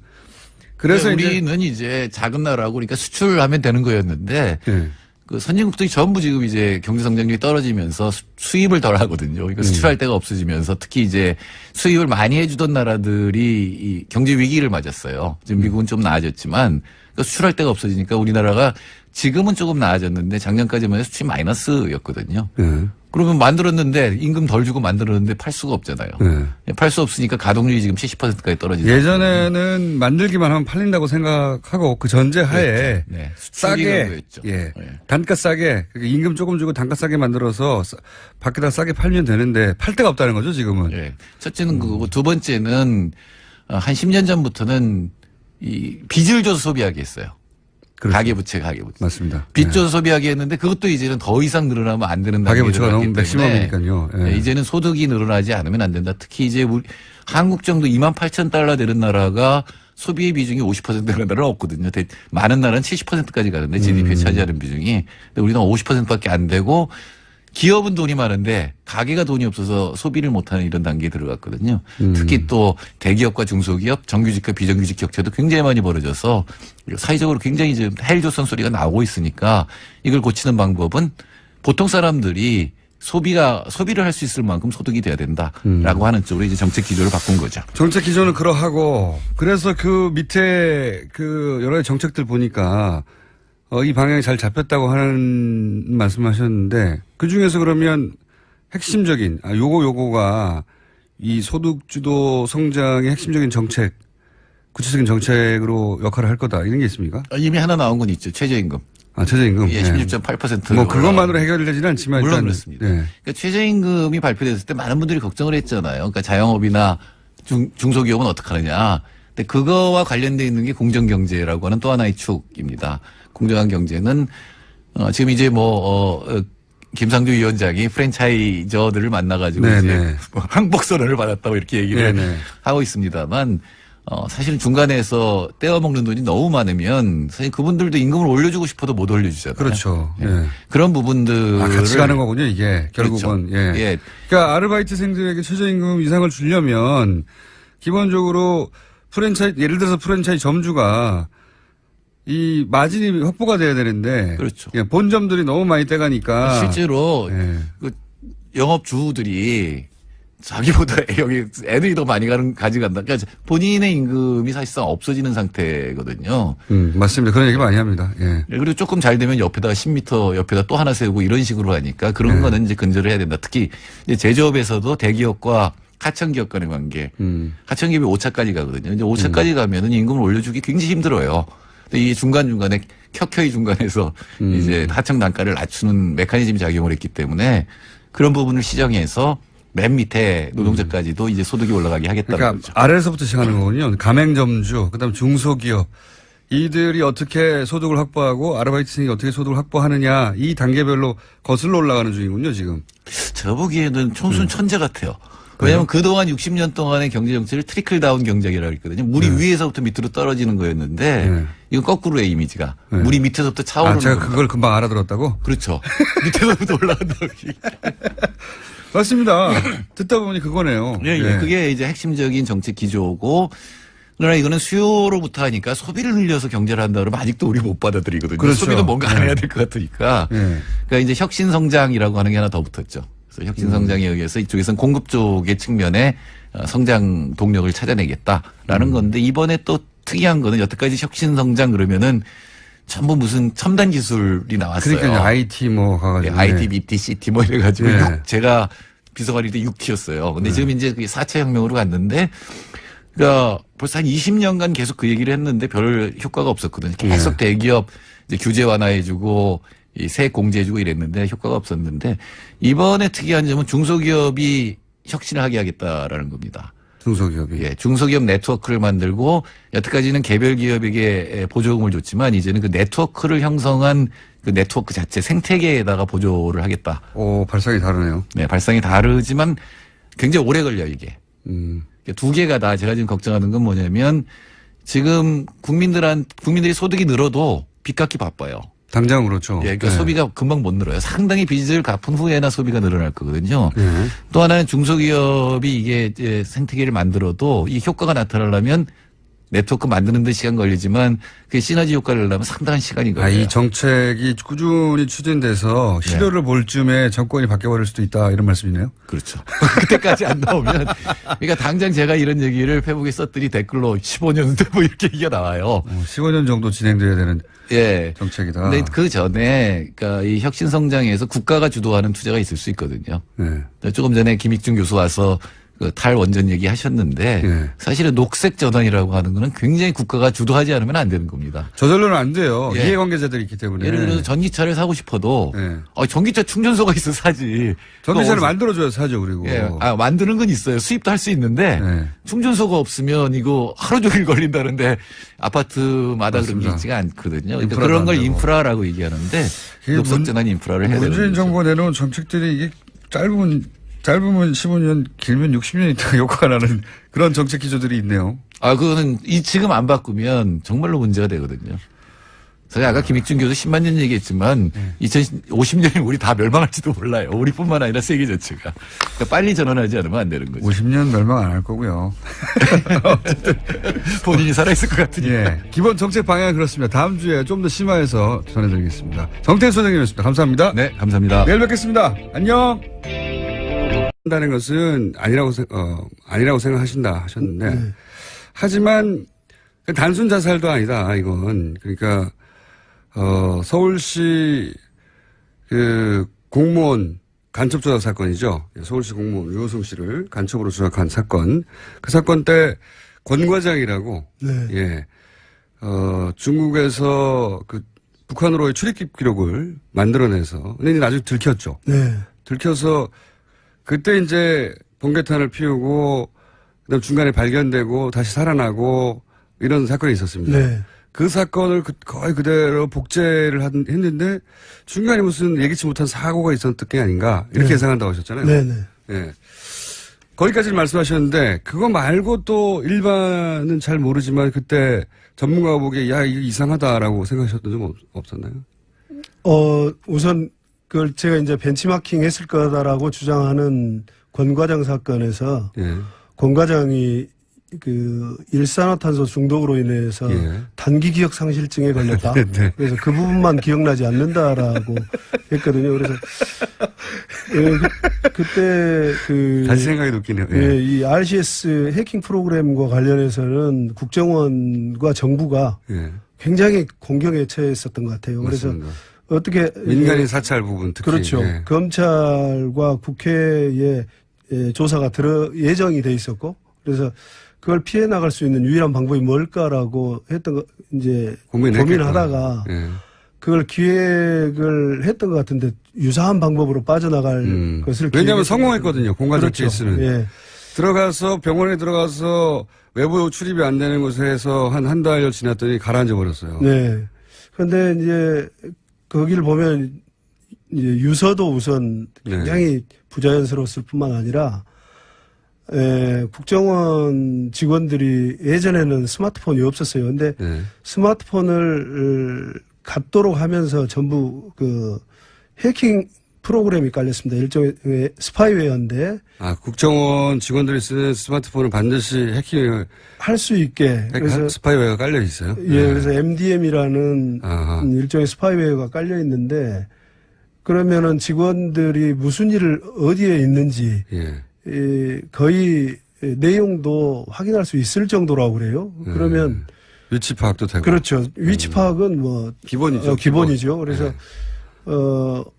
본인이 어디에 있는지 당시 그 임 과장이 어디에 있는지 충분히 알 수 있는 상황이었고 그런데 사고 이후에 처리 과정을 보면 부인이 무슨 119에 신고를 했다가 취소를 했다가 그렇죠.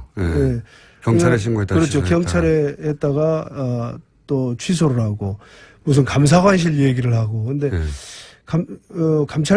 감사관실보다는 감사관실은 업무를 체크하는 데고 복무기강이나 사고에 대해서는 감찰실이 나서게 돼 있거든요. 그래서 아마 이제 감찰실이 이미 다 확인을 하고 있었을 것이다. 위치 자체를. 위치를 확인을 하고 있었을 것이고 근데 그게 정확한 위치를 잡고 있는 건 아닙니다. 그러니까 대략의 위치. 예, 대략 반경 어느 정도의 위치를 잡고 있어서 그걸 찾는 과정, 그 다음에 사전에 약속된 그런 부분이 본인이 생존에 있어야만 할 수 있는 부분인데 아마 사고로 이어지면서 그런 그 초동 조치가 이루어지지 않아서 결국은 고인이 아주 그 목숨을 잃는 그런 사고가 된 것 같다.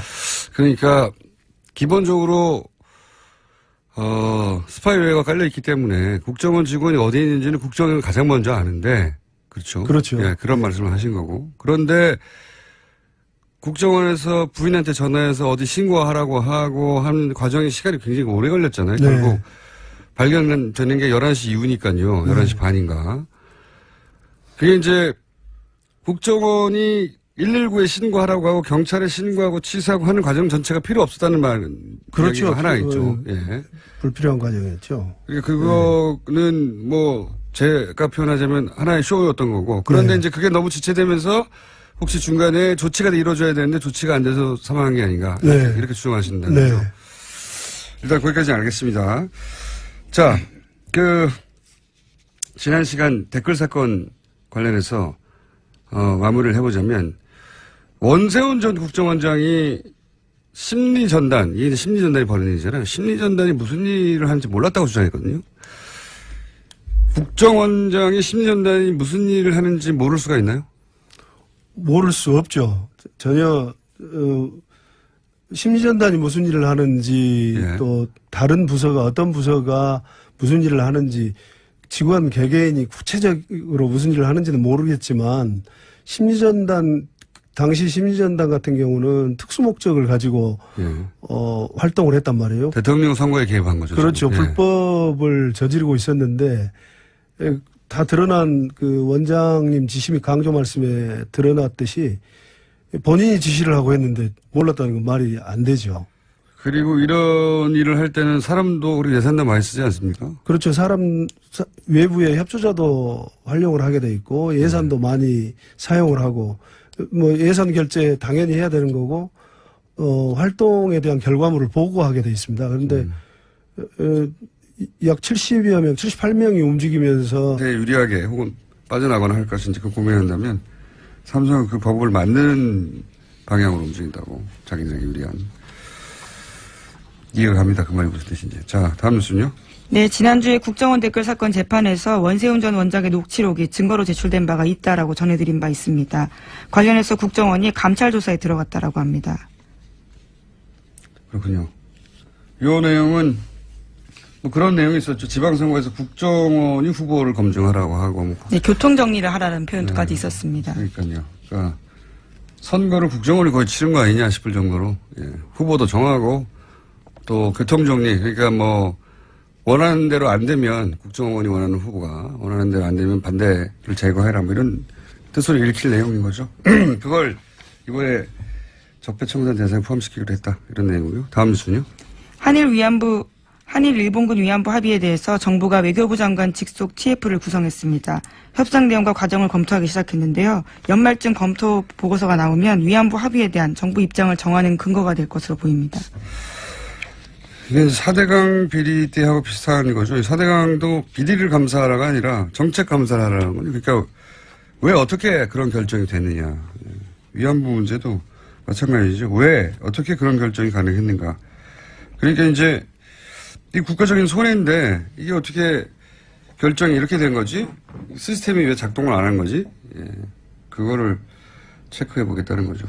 기본적으로 국정 운영 경험이 있다 보니 국정의 결정이 시스템적으로 이루어지는데 이게 왜 시스템에서 걸러지지 않았나 이걸 체크해 보겠다는 거죠. 문재인 대통령이 시스템주의자거든요. 일종의. 그런 내용입니다. 자, 하나 정도 더 할 수 있을 것 같습니다. 네, 방산비리 관련해서요. 검찰 수사관의 증언이 나왔습니다. 한국항공우주산업 그러니까 카이 관련된 수사에서 진정인이 4년 전에 제보를 했고 또 수사가 시작된 건 2년 전인데도 아직까지 제대로 된 게 없었다라는 증언이 나왔다라는 겁니다.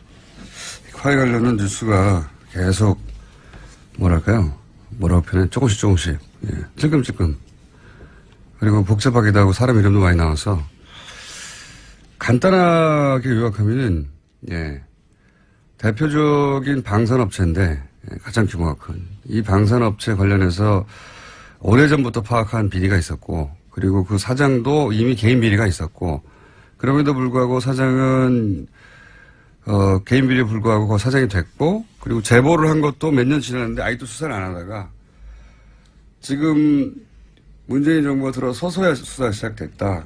이런 얘기거든요. 그런 얘기인데, 방산비리는 굉장히 하루 이틀 하는 게 아니에요, 보면. 굉장히 구조적이거든요. 오랫동안 서로 알면서 주고받는 거란 말이죠. 이렇게 구조적인 것에는 우리 최순실 씨가 꼭 빨대를 들이대거나 한번 이렇게 간을 보는, 이때까지의 상황을 보면 그랬거든요. 이거 어디선가 최순실 씨의 이름이 등장할 법도 하다. 저는 이 사건에 관심 있는 이유 중에 하나가 예. 왜냐하면 오래된 거거든요. 이런 방산 비리는 구조가. 그리고 이제 등장인물들이 박근혜 전 대통령과 가깝거나 했던 네. 인사들이잖아요. 예, 지금까지는 안종범 전 수석과 친박정 시인까지는 이름이 나왔는데요. 예. 최순실 씨 이름이 언젠가 등장하지 않겠는가 하는 예언을 해봅니다. 안 등장하면 제 잘못이고요. 예. 지금까지 시사인의 김은지였습니다. 감사합니다. 자, 지난주 저희가 최초로 국정원 고위 간부 출신으로 국정원 댓글 사건을 세상에 알렸던 김상욱 씨와 함께 인터뷰를 진행했습니다. 그 이후 반응이 뜨거워서 사실 반응이 안 뜨거워도 제가 고정을 하려고 했어요. 근데 말씀 반응까지 뜨거워서 임시 고정 코너가 되었습니다. 왜냐하면 말하실 수 없는 것도 많을 것 같아가지고, 그죠? 영원히 할 수는 없을 것 같고, 몇 차례 주요, 국정원 적폐청산 TF가 선정한 아이템 중 몇 가지 중에 본인이 직접 관여했거나, 혹은 좀 아는 내용 중심으로 몇 번 더 저희가 이 코너를 진행할 수 있을 것 같습니다. 그래서 다시 모셨습니다. 안녕하십니까? 안녕하십니까. 김상욱입니다. 지난 방송 나가고 나서 주변에서 좀 반응이 있지 않습니까? 왜 나왔어부터 시작해가지고 큰일 났다. 대단히 뜨겁기도 했고 또 관심도 많고 근데 걱정하는 분들도 많았어요. 너 다시 또 국정원에서 고발당하는 거 아니냐? 네. 라는 그런 우려들도 많았고 근데 뭐 알릴 거 알렸다. 네. 또 부족한 거 있으면 더 알려야 되겠다. 이렇게 얘기를 했습니다. 뉴스 공장에 나오시면 예. 다른 인터뷰하고는 다르게 반응이 좀 큽니다. 네. 그거 실감하셨죠? 네, 실감했습니다. 네. 그러니 오늘은 더더욱 터뜨려주세요. 그리고 저희가 코너 제목을 몇 회를 할지 모르겠지만 앞으로 3회를 할지 10회를 할지 모르겠지만 코너 제목을 저희가 응모합니다. 현재는 상암동 본드. 상암동에 나타난 제임스 본드라는 거죠. 가칭 상암동 본드로 저희가 만들었는데 이 코너 제목은 방송을 들으시면서 응모를 하시면 그중에 하나 노회찬 원내대표가 결국 노르가즘으로 안착을 했거든요. 한 2달 동안 진행하면서. 자, 일단 상암동 본드로 시작하겠습니다. 지난 시간에 하다가 저희가 시간이 부족해서 급하게 마무리한 부분을 약간 다시 되짚어보자면 마티즈 자살 사건이 있었지 않습니까? 네. 그 사건이 타살이라고 안녕하세요. 김호준입니다. 북한의 ICBM급 미사일 발사에 대해 미국 정부, 미국 언론, 전문가들이 이구동성으로 해결책으로 생각하는 것이 중국을 통한 북한에 대한 압력입니다. 중국산 철광 관세부과 같은 경제 제재와 대만의 무기 판매 확대까지 거론하며 중국에게 북한 제재에 즉각 동참하라고 연일 압박하고 있습니다. 하지만 중국의 반응은 냉담합니다. 중국 공산당 기관지 인민일보의 자매지로 중국 공산당이 하고 싶은 말을 보다 대중적으로 거침없이 풀어내는 환구시보는 트럼프 대통령이 중국이 쉽게 북핵 문제를 풀 수 있다고 한 주장에 대해 북한이 핵 개발을 결심했고 미국의 군사적 압력이 통하지 않는데 중국 제재로 어떻게 북핵을 해결하냐며 북핵에 대해 아무것도 모르는 풋내기나 할 말이라고 받아쳤습니다. 월스트리트 저널은 핵무기로 세계를 위협하지 않는 군부가 북한을 통치하도록 만들기 위해 북한의 실상을 알리면 북한 군부가 정권 전복을 모의할 거라고 주장했습니다. 북한 군부가 쿠데타를 일으키고 그리고 그 군부는 핵을 포기하게 만들어야 한다. 한국 주도의 통일은 포기하고 분단을 영구 고착화하는 친중국 정권을 북한에 세워서 북한을 중국의 위성국가로 만들어야 한다. 이런 미국의 구상을 아이디어를 지켜보고 있자면 미국에게 우리에게 시리아처럼 아주 멀고 먼 지도상의 존재라는 걸 다시 한번 절감합니다. 그리고 다시 한번 깨닫게 됩니다. 한 번도 문제 해결의 주도권은 꼭 우리가 가져야겠다. 그런 생각이었습니다.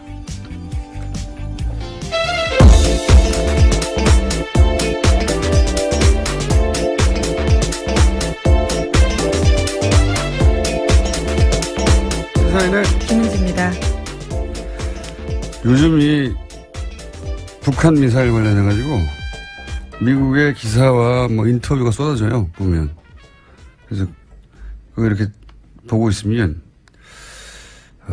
왜냐면 미국 동부까지 이제 ICBM의 사거리가 그렇죠. 확대돼서 미국 동부는 이제 미국 전역을 커버하는 거잖아요. 예.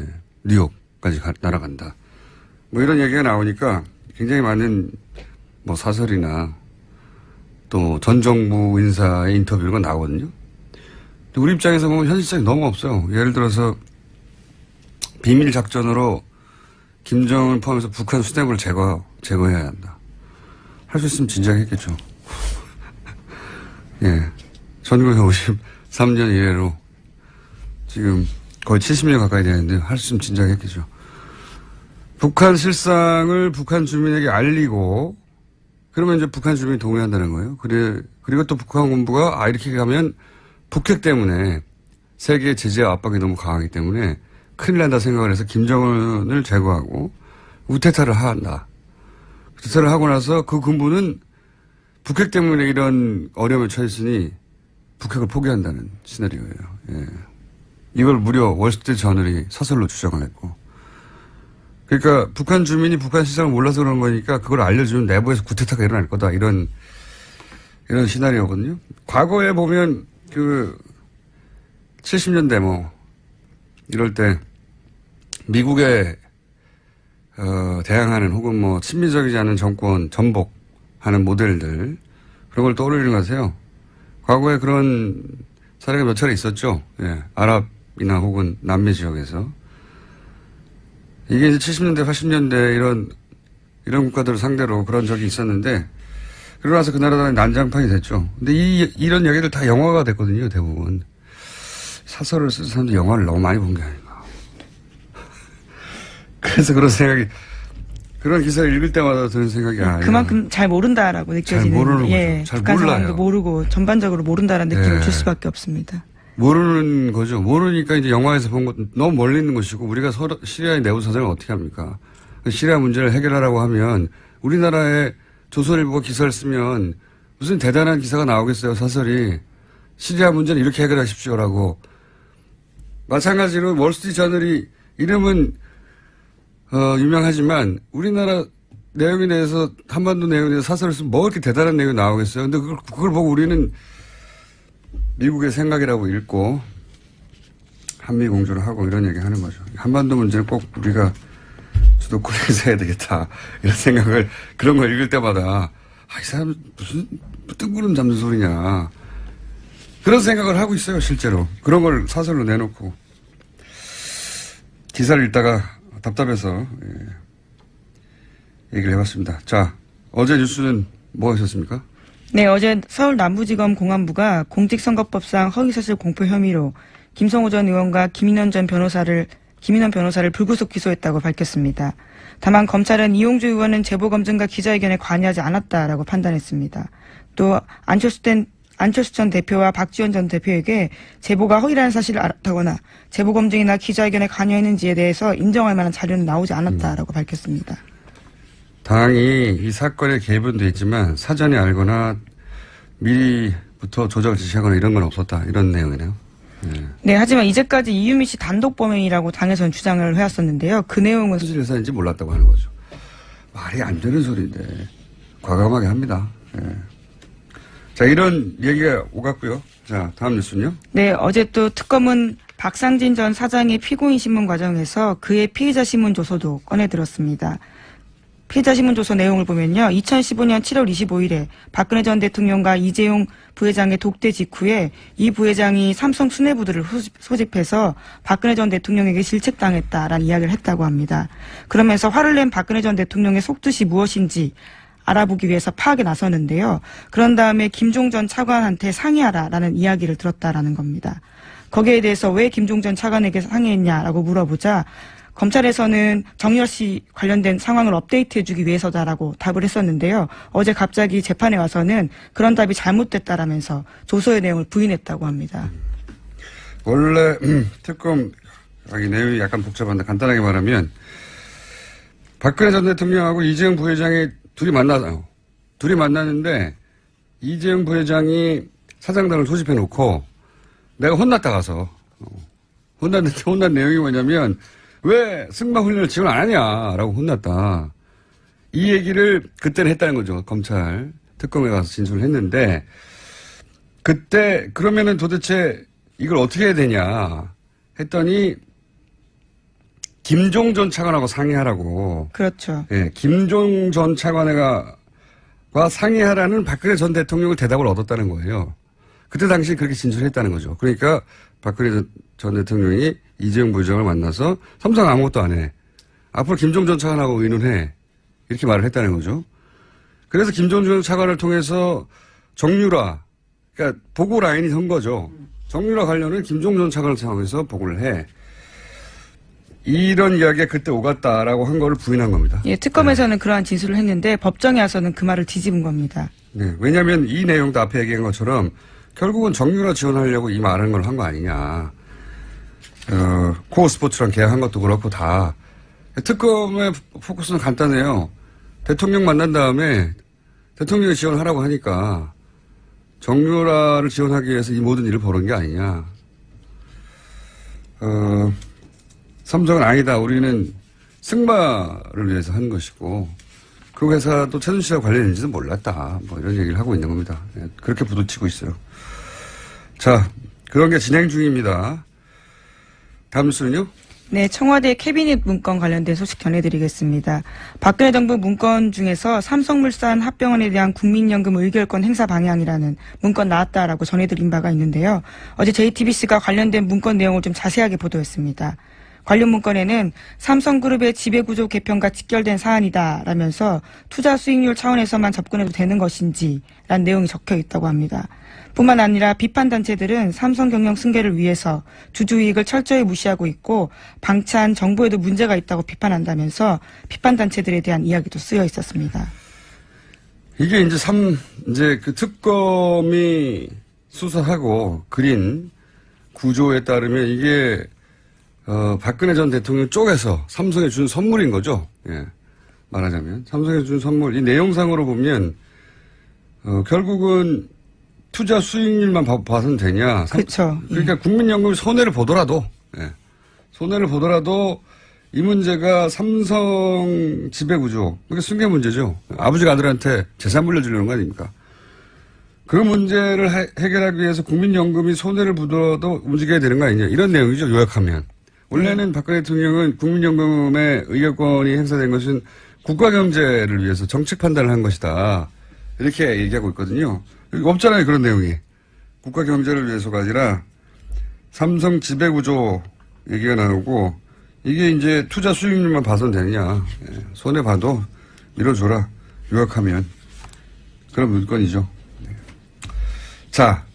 저는 이거보다 더 재밌는 것은 이건 계속해서 나왔던 이야기 연장인데 좀 구체적으로 나왔을 뿐. 그 문건을 작성한 사람이 어디를 갔느냐. 네, 그렇죠. 어제 관련해서 JTBC가 그것까지 보도를 했는데요. 원래 국무조정실 간부였던 김모 씨가 청와대에 있으면서 작성한 문건이었습니다. 그런데 그런 다음 2016년 1월 달에 민간근로휴직 제도를 이용해서 휴직을 한 다음에 삼성생명으로 갔다고 합니다. 그러니까 저는 이게 참 대단하다고 보는 게 삼성이. 이 문건 작성한 사람이 삼성으로 간 거거든요. 예. 애초에 삼성맨을 거기다 꽂은 다음에 그걸 그렇게 작성하게 만들고 삼성으로 데려와서 소위 관리를 한 것일까? 아니면 거기 있는 사람을 이렇게 만든 다음에 삼성으로 데려온 것일까? 모르겠는데 이 정도면 전자에 더 가깝지 않을까? 원래부터 삼성맨을 그쪽으로 인사를 내도록. 왜냐하면 국정원의 고위 간부하고 그 감사원에 대해서 사무총장 인사를 개입한 적이 있습니다. 그 사람 안 돼 해서 결국 삼성 관련 인사하도록 만들었잖아요. 삼성에서. 이 정도도 못하겠나 싶어요. 그거 보면. 예. 그러니까 삼성 사람이 삼성 관련 문건을 작성하고 청와대 내에 삼성 다시 가는 거라는 겁니다. 훌륭하지 않습니까? 놀랐습니다. 그런 뉴스가 새로 나왔어요. 네. 게다가 1년 있다가 다시 또 국무조정실로 돌아갔어요. 네, 현재도 거기서 근무하고 있습니다. 훌륭합니다. 자, 김상조 위원장이 그런 말을 한 적이 있죠. 삼성과 다른 재벌의 차이는 다른 재벌은 법을 어떻게 피할 것인지 법을 어떻게 본인한테 설득력을 잃게 된 겁니다. 지금도 뭐 그렇게 얘기는 하고 있긴 합니다. 네. 국민의당 입장에서는 그렇게밖에 말할 수가 없죠. 원래 당내에서 조사한 대로 마찬가지 결론이 나왔다. 근데 실제로는 이유미 씨 한 사람만 지목했다가 이제는 이유미 씨를 포함해서 최고위원이었던 이준석 전 의원도 그리고 공명선거죠?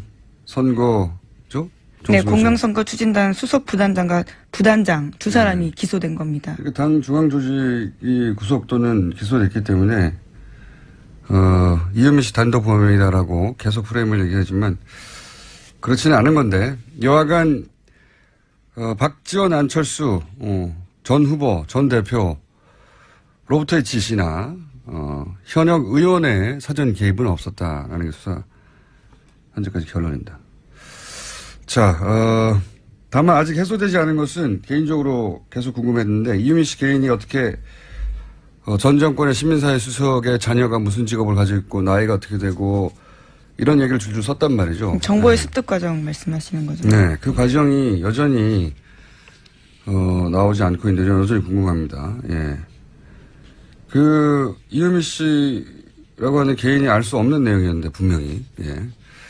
그 외에도 알 수 없는 내용이 몇 가지 포함되어 있었는데 이런 정보는 어떻게 취득했는가 누가 줬는가를 따라 올라가다 보면 사건의 실체 일부 지시자의 일부가 드러날 거라고 생각하는데 그 부분이 없습니다. 현재. 자 다음 뉴스 넘어가기 전에 또 생각났네요. 미국에서 그런 얘기를 해요. 예.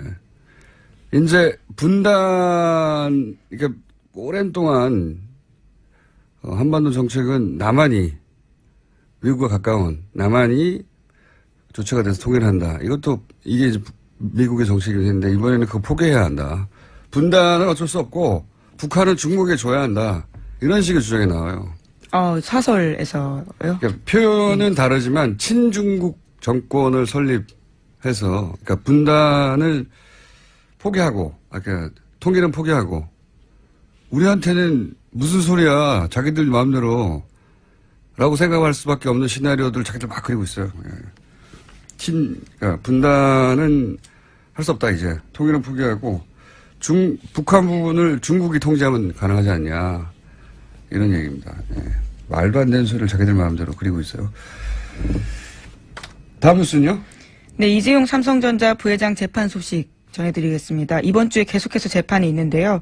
어제 함께 재판을 받고 있는 황성수 전 삼성전자 전무의 피고인 신문이 있었습니다. 그는 박영수 특검팀이 최순실에 대해서 들은 이야기가 뭐냐라고 묻자 대통령과 굉장히 가깝다. 조심해야 할 인물이다. 정도 기억난다고 답했습니다. 또 특검팀은 황 전 전무에게 정유라 씨의 승마 훈련과 관련해서 최순실 씨 쪽에서 요구한 것이 많이 있다. 이렇게 대답하기도 했습니다. 최순실 씨의 압박 때문에 지원한 것이지 박근혜 대통령과 이재용 부회장의 거래의 결과가 아니다. 이런 말을 하는 거죠. 그런 기조를 갑자기 유지하기 시작했습니다. 네.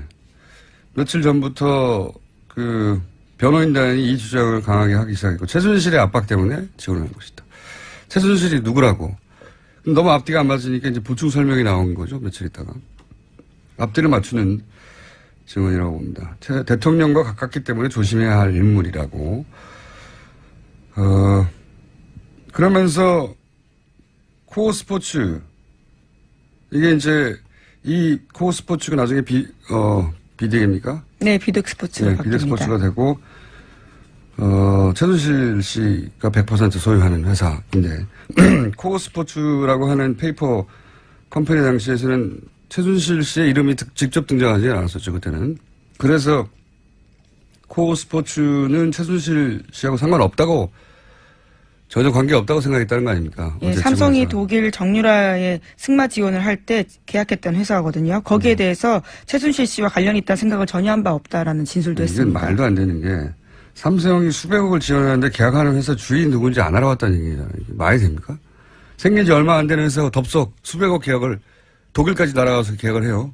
그렇죠. 직접 갑니다. 말도 안 되는 소리가. 더군다나 노승일 씨 증언에 의하면 계약 장소에 노승일 씨가 있었어요. 그리고 사진도 찍었고 그리고 그 빌딩에 최순실 씨도 있었고 예. 이게 말이 안 되는 소리인데 그렇게 합니다 지금. 예. 최순실과 그 회사를 지원하게 된 것이 이제 박근혜 대통령의 압박을 통해서 최순실 통해 정유라를 지원하려고 했다. 이 전체 시나리오를 무너뜨려야 되니까, 예, 그 회사도 최순실과는 최순실 씨 회사에 지원했네. 그렇게 되면 전체 그림은 정유라만 지원하려고 했던 게 아니고 한국 승마를 위해서 지원을 했는데 이 구조잖아요. 예, 그러기엔 너무 부실한 게요. 바로 계약 하루 전날 회사 꼴이 만들어지거든요. 그렇게 부실한 회사를 삼성같이 큰 회사에서 승마를 지원하기 위해서 했다라는 게다가 그 회사가 누구 회사인지도 모르고 말도 안 되는 소리를. 최순실 씨는 그 빌딩에 있고 노승일 씨가 와서 사진 찍고 말이 됩니까? 근데 이렇게 말하는 이유가 아니 그러면 대한민국 승마를 위해서라면 그런 회사하고 계약하거나 승마협회하고 계약하면 되지. 혹은 그런 스포츠 단과 계약하면 되지. 왜 최순실 회사하고 계약을 했어? 금방 생긴. 이 말을 들을까봐